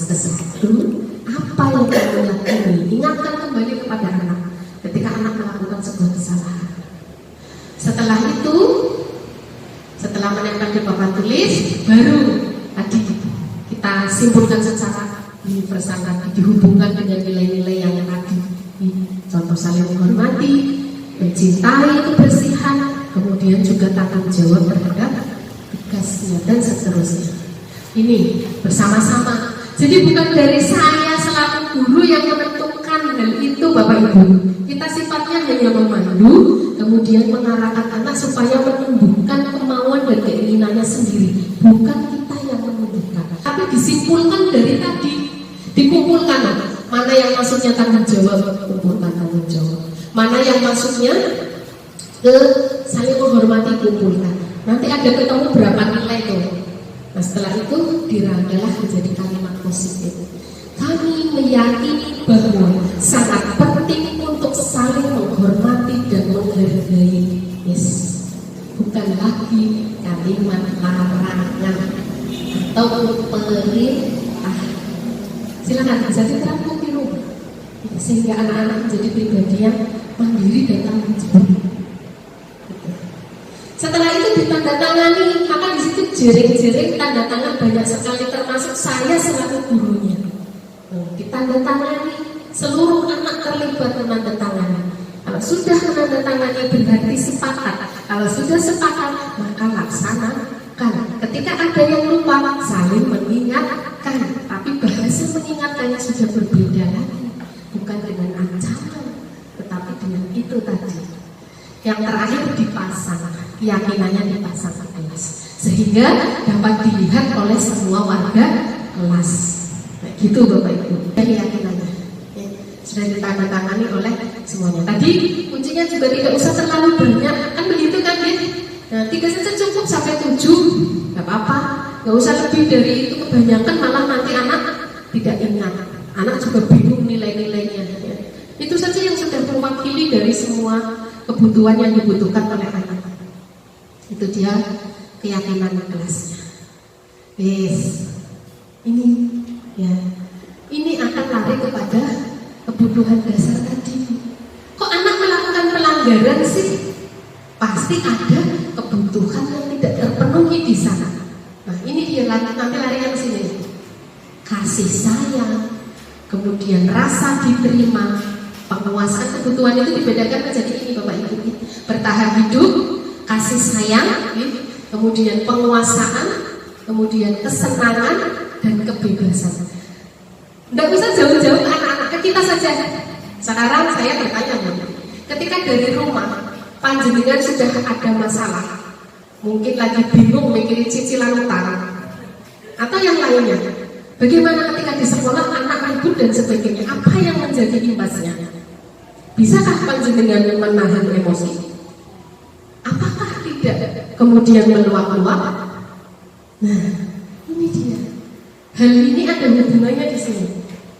Kalau kita terpenuhi kebutuhannya, maka kita pun akan melakukan hal itu, karena setiap sesuatu yang dilakukan itu punya tujuan Bapak Ibu. Anak mencuri pasti ada tujuannya. Anak mencari perhatian dengan bandel, ya mesti ada tujuannya, ada alasannya. Ini dia ya. Tadi kasih sayang, rasa ingin diterima, seperti di kelas ini ada anaknya yang tidak pernah dianggap oleh teman yang lain. Udah gak usah sama temannya, guru dewe orang peduli, orang perhatian. Nah, bagaimana rasanya dia? Nah, ini berarti kebutuhannya akan kasih sayang, perhatian dari seorang guru tidak terpenuhi, dari teman-teman yang lain tidak terpenuhi. Bayangkan apa yang akan terjadi imbasnya. Anak-anak yang seperti itu akan bagaimana Bapak Ibu? Anak yang pendiam justru lebih bahaya daripada anak yang banyak bicara. Kalau anak masih bisa berbicara dan banyak bicara, berarti mengekspresikan apa yang ada di hatinya. Tapi kalau anak pendiam tidak berani mengungkapkan hal itu, sewaktu-waktu bisa menjadi bom waktu, meledak. Maka kita lihat banyak anak yang salah pergaulan. Awalnya anak yang diam, awalnya katanya anak yang di rumah alim. Jebule bisa di rumah alim kan menjawab ayatnya ya. Rumah suami yang baik di luar ternyata mencari yang lain. Harus rasanya. Nah itu diam, ditimbun, akhirnya mencari pelampiasan dalam bentuk tindakan batin, membangkang, menentang. Ya, justru anak-anak yang seperti itu yang bahaya, Bu. Sesekali kita di kelas itu harus juga jangan cuma memperhatikan anak-anak yang kebanyakan ngomong. Anak yang diam coba sesekali kita dengarkan, kita ajak bicara, kita komunikasi dengan dia. Siapa tahu ternyata di hatinya banyak sekali luka, tetapi tidak berani mengungkapkan. Dia dihina sama teman yang lain. Kalau anak yang berani ngomong, ngomong nggak sama jenengan? Bu, itu loh Bu Rizky nakal. Berani ngomong kan? Terlampiaskan dan tersampaikan apa yang terpendam itu. Tapi kalau anak yang pendiam coba, sudah diam aja, jadilah dia pendendam, benci. Ya, suatu saat nanti akan saya bahaskan kalau saya punya kesempatan. Itu bahaya lagi. Ada istilahnya malahan teman pura-pura baik ternyata. Ya, banyak kasus yang seperti itu, Bapak.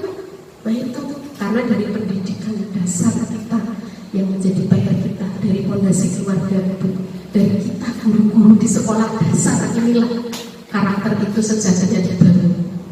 Nanti naik ke atas ke SMP dikembangkan. Harapannya estafet itu terus berjalan seperti itu. Selanjutnya kebutuhan kesenangan.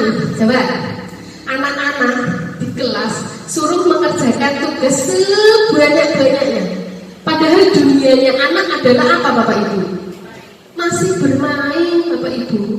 Jangan heran ketika anak sudah usia kelas 5 kok masih tertarik sama mobil-mobilan. Jangan heran, karena memang masih dunianya. Nanti kalau Tuhan jenengan boro-boro mikirin dolan mobil-mobilan, mikirin kebutuhan ini, ada fasenya. Maka jangan rampas hal itu dari mereka. Beri tetap kesempatan mereka untuk fun, untuk senang, untuk happy, sehingga menjadi pribadi yang baik-baik saja. Bukan diam ternyata menyimpan masalah, bahaya itu.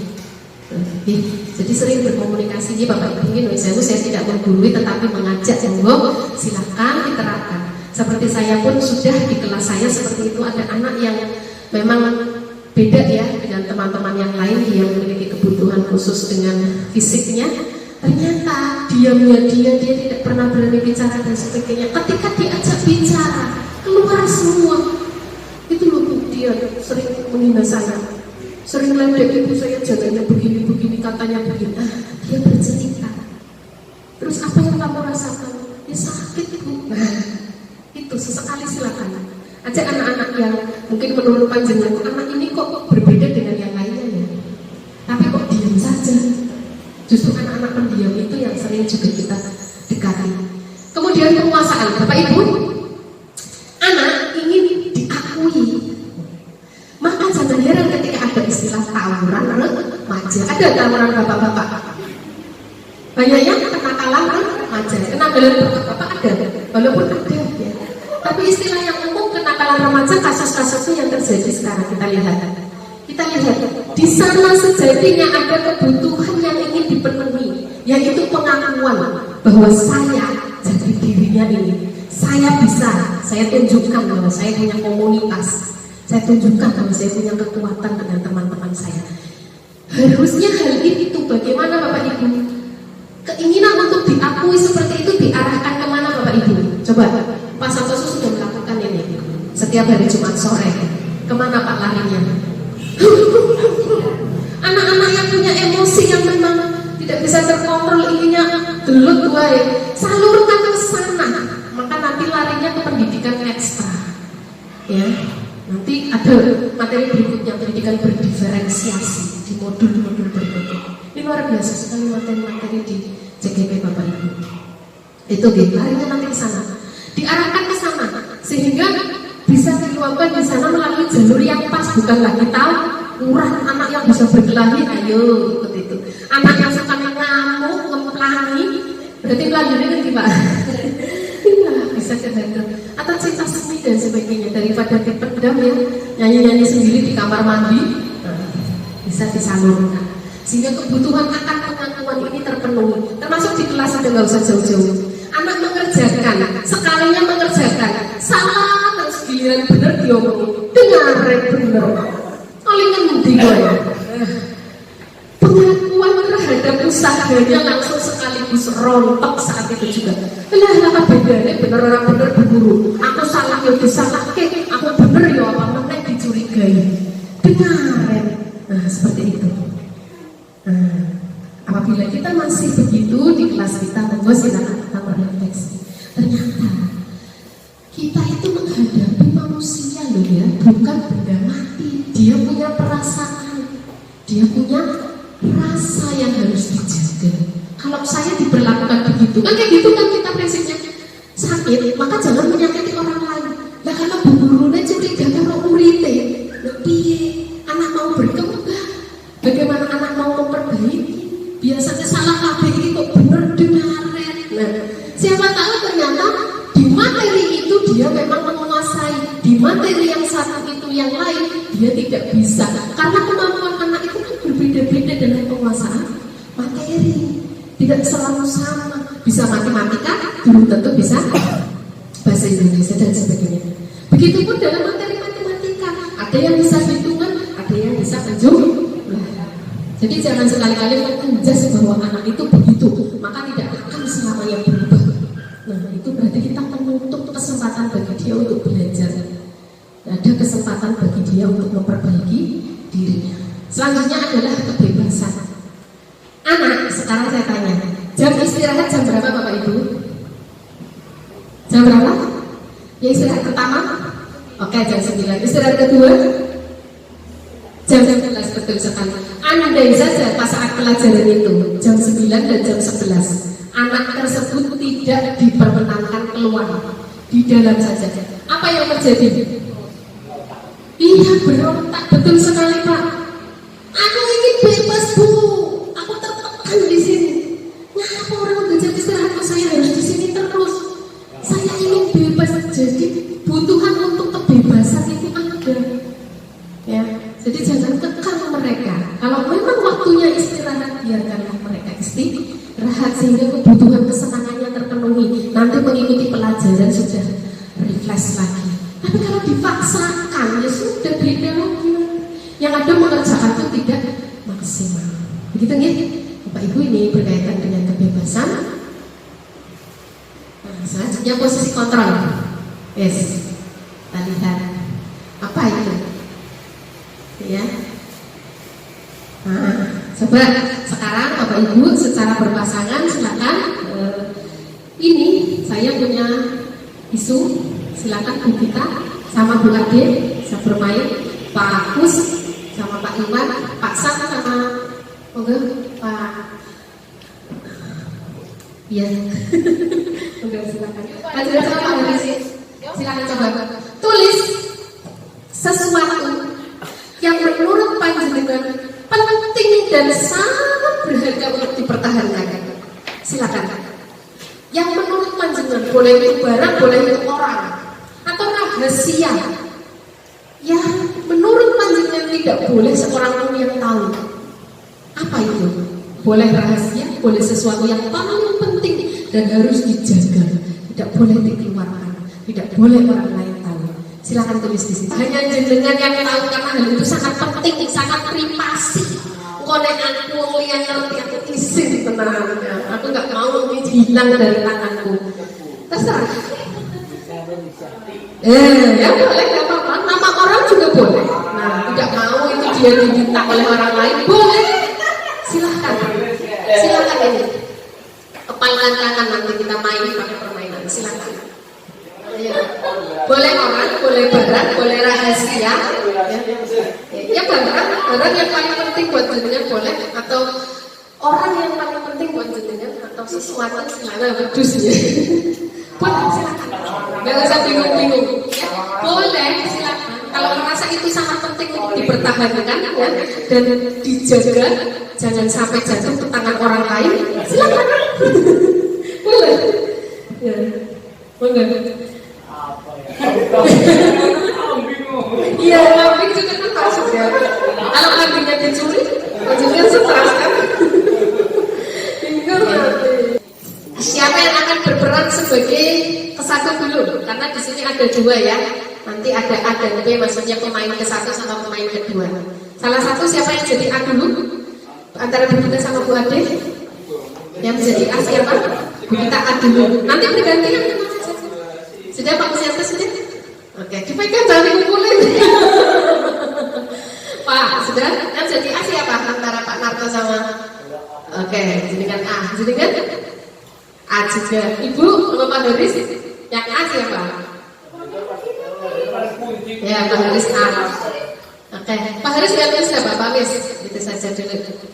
Baik, sekarang yang berperan sebagai A, genggamlah hal itu seerat mungkin. Seerat mungkin, pertahankan sekuat tenaga. Nah, yang B atau yang lawannya itu coba berusaha untuk membuka hal itu. Silakan. Ayo, tangannya disodorkan dan silakan dengan berusaha membuka dan dia mempertahankan. Ayo. Silakan. Ayo kita dengan doa. Ya bagus. Tangan diri siap. Silakan. Mau kan? Coba dirayu supaya mau membuka. Coba dirayu. Silakan coba dirayu kalau bisa.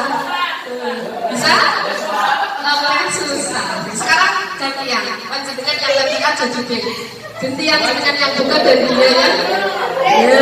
Coba bisa nggak membuka?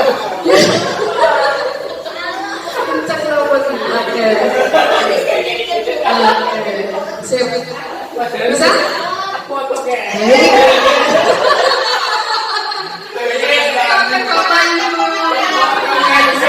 Sedang mempraktekkan hal itu.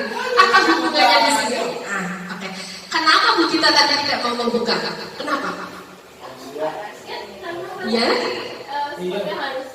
Oke, ya, sesuatu yang tidak boleh hilang dari diri kita, tantangan kita dan tidak boleh diambil oleh orang lain. Bagus, kenapa tadi susah sekali dibuka? Nah, sekarang jenengan tadi berusaha membuka. Kenapa mau membuka? Penasaran kan? Nah, ini sering terjadi di sekitar kita, Bapak Ibu, tanpa sadar. Urusan penting kok dicik-cik kayak main ngerti dan sebagainya dipaksa membuka, dan orang itu sudah tidak mau membuka karena itu adalah kebutuhan privasi saya.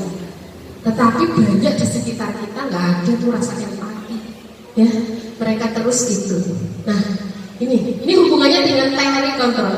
Siapa yang memaksa jenengan untuk tetap mempertahankan diri? Apa saya memaksa? Kenapa jenengan tadi tidak membuka? Karena merasa bahwa apa? Itu sesuatu yang bagaimana? Karena tadi kan yang saya tulis adalah sesuatu yang tidak boleh hilang. Saya percaya itu, jadi saya nggak mau lepas. Seperti itu Bapak Ibu. Jadi perasaan itu ya. Yang kontrol siapa berarti? Jenengan tadi dipaksa disuruh buka, kemudian jenengan juga dirayu, titik-titik dan sebagainya, masih nggak buka. Itu pengaruh dari siapa yang bisa menggerakkan jenengan kok sampai bertahan sekuat tenaga seperti itu? Dorongan dari mana Ibu? Dari diri sendiri. Nah, larinya tadi ke intrinsik lagi. Ini ada koneksinya Bapak Ibu. Nih, motivasi intrinsik larinya ke sini. Larinya adalah ke sini. Nih ya, apa yang terjadi tadi semuanya tidak mau buka ya, yang mau buka tapi tidak mau. Nah, di sini ada ilustrasi kontrol selama ini yang kita terapkan. Coba, ini nanti hubungannya dengan kaitan kontrol. Kita tadi menanyakan siapa yang mengontrol diri kita, larinya ke sini. Selama ini kita yang mengontrol murid. Kamu begini, kamu begitu, kamu begini, dan seterusnya. Selanjutnya, kritik membuat orang merasa bersalah sehingga dapat menguatkan karakter. Jadi anak itu harusnya begini dan begitu. Nah, itu pun dari kita. Nilainya negatif lagi. Ya. Ilusi bahwa semua penguatan positif efektif dan bermanfaat. Kayak tadi, hukuman. Tetapi yang positif dong. Nah, gitu. Tetapi masih sama label hukuman. Ya, labelnya masih hukuman. Sehingga itu berarti sifatnya masih paksaan. Yang selanjutnya adalah kita orang dewasa kebanyakan masih berhak untuk memaksa. Dalam mengambil keputusan, anak-anak kita di rumah ataupun di sekolah, mereka dilibatkan atau kita yang memberikan. Selama ini bagaimana? Coba. Iya, kita yang menyuapi, kita yang memaksa. Ini nggak baik. Kalau begini. Tapi harusnya ditumbuhkan. Menurut kamu ini bagaimana? Sebaiknya bagaimana? Larinya ke situ.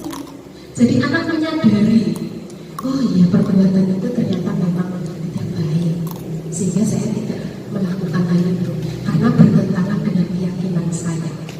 Menghina orang, tidak menghormati itu begitu, ya. Ini dia, Bapak Ibu.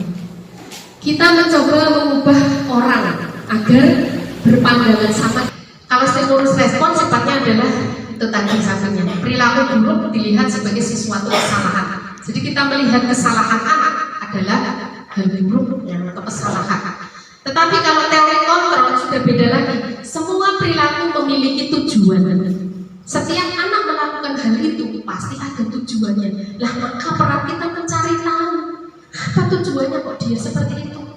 Siapa tahu ada kebutuhan yang memang ingin dipenuhi seperti tadi, ingin diakui, ya, ingin mendapat perhatian karena dia selalu dicueki dan sebagainya. Siapa bisa mengontrol orang lain?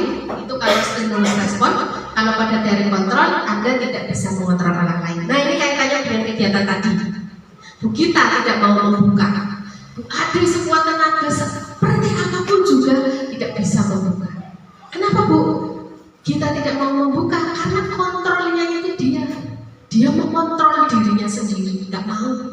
Arep kepaksa aku duit 1 miliar, kon bojo karo Pak Santo somoh. Tapi kalau kita mengontrol dirinya sendiri, nggak usah dipaksa 1 miliar aja mau. Ini posisinya. Sekarang kita lihat Bapak Ibu. Posisi kontrol itu ada 5. Penghukum, pembuat orang merasa bersalah, teman, pemantau, dan yang terakhir adalah manajer. Nanti kita coba kenali diri kita sendiri masing-masing aja. Tidak usah dijawab secara langsung, pribadinya sendiri saja. Yang pertama, posisi menghukum. Kata-katanya itu sudah kasar, kata-katanya negatif, ya. Dengan nada dan ekspresi juga yang mengikuti yang negatif tadi. Kemudian kalau sebagai seorang pembuat rasa bersalah, itu menimbulkan anak rasa bersalah. Kamu apa nggak kasihan ya sama Bu Gita, sehingga anak merasa bersalah. Aduh ya Allah, aku salah. Nah, selanjutnya menjadi teman, mau mendengarkan, ya, membuka diri. Tidak lagi kita langsung menghukum. Kemudian sebagai pemantau. Ini sudah melihat sebuah aturan yang ada, ya, konsisten pada aturan yang ada, menghitung, mengukur, kemudian meletakkan guru kepada peraturan hukum yang berkualitas. Jadi kalau anak seumpama melakukan kesalahan, ditanya, kamu datang terlambat, sudah tahu konsekuensinya apa? Di sini perannya. Jadi aturan yang ada diterapkan kalau pemantau. Yang nggak peduli tuh aturannya A, ya nggak akan saya korting jadi B. A ya A, B ya B, gitu. Kalau manajer itu sudah beda sendiri, ya. Contohnya tadi mengajukan pertanyaan-pertanyaan dan anak diajak untuk menyelesaikan masalahnya dengan mandiri. Kalau kamu melakukan ini, menurutmu ini pas nggak dengan keyakinan kita? Tidak pas. Harusnya bagaimana? Ditanya kayak gitu nanti anak jawab. Harusnya seperti ini. Tuh ya. Terus apa yang akan kamu lakukan? Nanti dia melakukan sesuai dengan yang dia sampaikan. Ini dia posisinya. Nah, sekarang coba kita berada di posisi mana? Apakah saya dalam menyikapi anak-anak yang melakukan kesalahan itu dengan marah-marah, melonot, menghardik, kata-kata kasar, ataupun selalu dengan kekerasan? Itu maksudnya pada posisi penghukum. Ataukah saya menjadi teman baik anak-anak, agar, ya, kalau anak melakukan kesalahan kita agar mendekatinya, ya, tetapi hanya sekedar agar saja, gitu. Atau mungkin tadi siapa pemantau, ada aturan lain, atau pengajar yang bisa berbicara, memutuskan yang diharapkan yang harus dimiliki oleh kita dengan caranya menemani anak-anak belajar di sekolah. memperbaiki kesalahan-kesalahan yang mereka lakukan. Harapannya begitu. Mau silakan bertahap. Mungkin barangkali saat ini ada yang berada di tahap sebagai pembuat rasa bersalah, coba naik ke level yang lebih tinggi menjadi teman. Kalau saat ini sudah menjadi teman, silakan pemantau dipadukan dengan teman sehingga bisa menjadi level manager. Itu nih Bapak Ibu, itu refleksi diri sendiri saja. Nah, nih, saya kecewa dengan kamu. Ini berarti apa? Kalau merasa kecewa kalimatnya, membuat orang merasa bersalah. Kamu tidak pernah benar-benar melakukannya dengan nada tinggi. Penghukum. Ayolah, lakukan demi ibu seperti seorang teman. Dan kalau yang manajer coba lihat, bagaimana kamu bisa menyelesaikan masalah ini? Ditanya, sehingga nanti anak tergali, ya, memutuskan sendiri dan seterusnya. Nah ini peraturan, memantau, konsekuensi, hadiah, silakan bergeraklah ke arah yang lebih baik.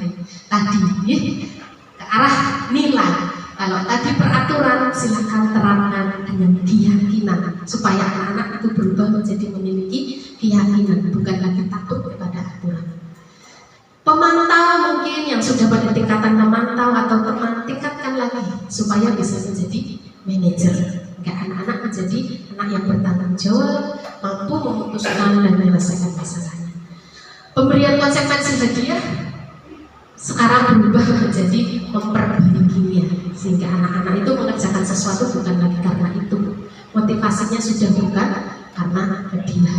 Terakhir Bapak Ibu, segitiga realistis. Nah ini, jadi dalam menangani kasus yang dihadapi anak, itu kita membantu mereka untuk bisa menyelesaikan masalahnya. Tapi setelah menyelesaikan hal itu justru bukan semakin hancur, tetapi semakin kuat anaknya.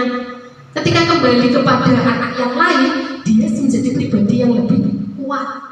Habis melakukan kesalahan bukan berarti kemudian dia down, tetapi memperbaikinya dengan catatan memperbaikinya dan kembali lagi berbaur dengan teman-teman yang lain, tidak merasa dikucilkan, tidak merasa dijatuhkan, tidak merasa dibedakan. Ini dia ideal sekali. Yang pertama untuk langkah-langkah segitiga restitusi, yang pertama adalah menstabilkan identitas, distabilkan. Anak kalau sedang melakukan kesalahan itu stabilnya pada tahap negatif. Kalau kita langsung menghakimi dia nggak bakal diterima Bapak Ibu. Dia melakukan kesalahan, ya. Kemudian kita langsung menghakimi dia, yang ada dia menentang, tidak akan menerima, kayak gitu. Tetapi coba kalau kita dekati, ya. Kemudian kita memposisikan sejajar dulu dengan dia agar dia mau berubah dan berusaha memperbaiki. Contohnya begini kalimatnya. Seorang anak datang terlambat, ya, contoh penerapannya pada menstabilkan identitas. Kita memberi pengertian bahwa manusia itu ya wajar pernah melakukan salah. Manusia bangun kesiangan ya wajar dong, namanya manusia. Menstabilkan itu dulu, bukan kita membela kesalahannya, bukan. Tetapi kita berusaha membuat dia tidak berada pada tingkat paling terpuruk, sehingga dia mau bangun, mulai pelan-pelan bangun membuka dirinya. Bukan malah dipurukkan sekalian. Kalau identitasnya sedang negatif seperti itu, kita jatuhkan lagi sekalian, ya udah hancur sudah. Yang ada tidak akan diperbaiki sikapnya. Ya gitu Bapak Ibu. Ditanyakan kayak gitu, wajar. Ibu juga pernah kok melakukan kesalahan. Nah kayak gitu. Nanti kan anak sudah merasa, oh berarti guru juga pernah salah. Berarti saya manusiawi dong yang salah. Nah, dilanjutkan tidak sampai di sini saja. Ditanyakan, distabilkan ya. Setelah itu divalidasi. Kamu melakukan itu pasti ada alasannya kan? Nah, ditanyakan kayak gitu. Kenapa kamu melakukan itu? Kenapa kamu tetap terlambat? Setelah itu keyakinannya dimasukkan yang tadi. Nah, menurut kamu kalau datang terlambat ke sekolah berarti keyakinan kelas mana yang kamu langgar? Nah, baru ditanya seperti itu. Setelah ditanya, anak disuruh memutuskan. Ini masuk kepada tahapan ketiga, selesaikan kasus masalahnya dengan mandiri. Gitu Bapak Ibu, ini langkah-langkah segitiga restitusi. Ini hanya contoh-contohnya, untuk validasi kebutuhan tadi sudah saya contohkan. menanyakan keyakinan tadi juga sudah. Nah, ini penerapannya saya praktekkan di kelas, monggo sambil melihat.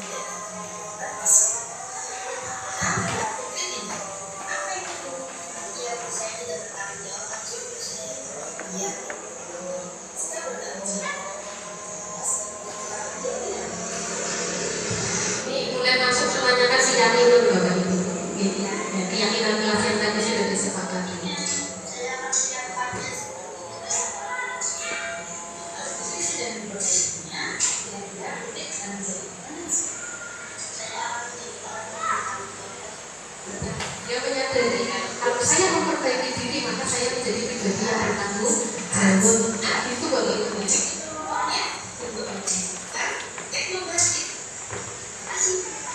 Coba lihat ekspresi anak itu.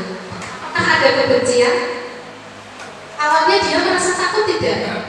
Masih punya rasa takut, tapi setelah berjalannya waktu, ya, ditanya dia sudah mengungkapkan apa yang dia lakukan, akan dia selesaikan. Dia tersenyum baik, Ibu, terima kasih, saya akan memperbaikinya. Tidak ada dendam kepada guru. Iya, dan anak pun melakukannya dengan sukarela. Ya Bu, nanti saya akan menyiapkan sebelum saya tidur, atau saya akan, tadi kan contohnya anak itu mengikuti lomba menyanyi, sehingga paginya menyanyi itu mewakili sekolah, Bapak. Nah, kalau kita tidak telisik penyebabnya, kita langsung menghukum. Kita tidak tahu padahal anak itu berjuang untuk nama baik sekolah, sampai dia datang terlambat, sampai dia tidak mengerjakan tugas, sampai dia tidak membawa buku. Alasannya ternyata itu. Kalau kita salah dalam mengambil keputusan, itu sama saja tidak mendidik, tetapi justru menghancurkan. Maka dari itu tadi, ini Bapak Ibu yang dapat kami sampaikan, monggo panjenengan sekalian, saya percaya adalah guru-guru yang luar biasa. Intinya mau belajar bersama di hari ini sampai siang tanpa ibaratnya hal-hal yang menggantikan bukunya dengan ikhlas berada di sini dengan satu niatan belajar untuk memperbaiki diri. Tentunya mudah-mudahan bisa diterapkan di kelas masing-masing untuk anak-anak kita, untuk siswa-siswa kita dengan budaya positif, dengan kondisi anak-anak belajar dengan situasi yang nyaman. Gitu Bapak Ibu. Nah, kira-kira itu yang dapat saya sampaikan. Silakan direfleksi. Ini setelah pelajaran ini, apa contoh pandangan jenengan setelah kita belajar tentang ini? Coba siapa yang berani menyampaikan apa yang jenengan dapat dari sini? Coba silakan. Apa yang didapat dari hal-hal yang tadi? 6 hal yang kita pelajari di siang ini. Silakan. Ya, terima kasih banyak ya Bu. Termasuk dalam ketika banyak kasus di kelas, apalagi di kelas 1, sebenarnya kalau ada anak yang ada melakukan kesalahan, memang saya kasih komunikasi, maksudnya kenapa kamu seperti itu, cuman tidak sedetail ini ya mungkin. Dan di sini juga saya baru tahu ada teori kontrol gitu, karena selama kuliah itu ada teori stimulus respons skema itu. Teori kontrol tadi baru sih saya baru dengar. Ketahuan nggak belajar PMM ya. Paling itu sih Bu. Ya, terima kasih sudah sharing. Mudah-mudahan bisa dilaksanakan di kelas 1. Maka silakan selanjutnya akan seperti apa panjenengan setelah belajar ini? Coba Bapak Ibu siapa yang akan menyampaikan? Akan bagaimana? Apa yang akan Anda lakukan setelah hari ini untuk anak-anak kita? Minimal perlakuan atau yang lain sebagainya. Monggo.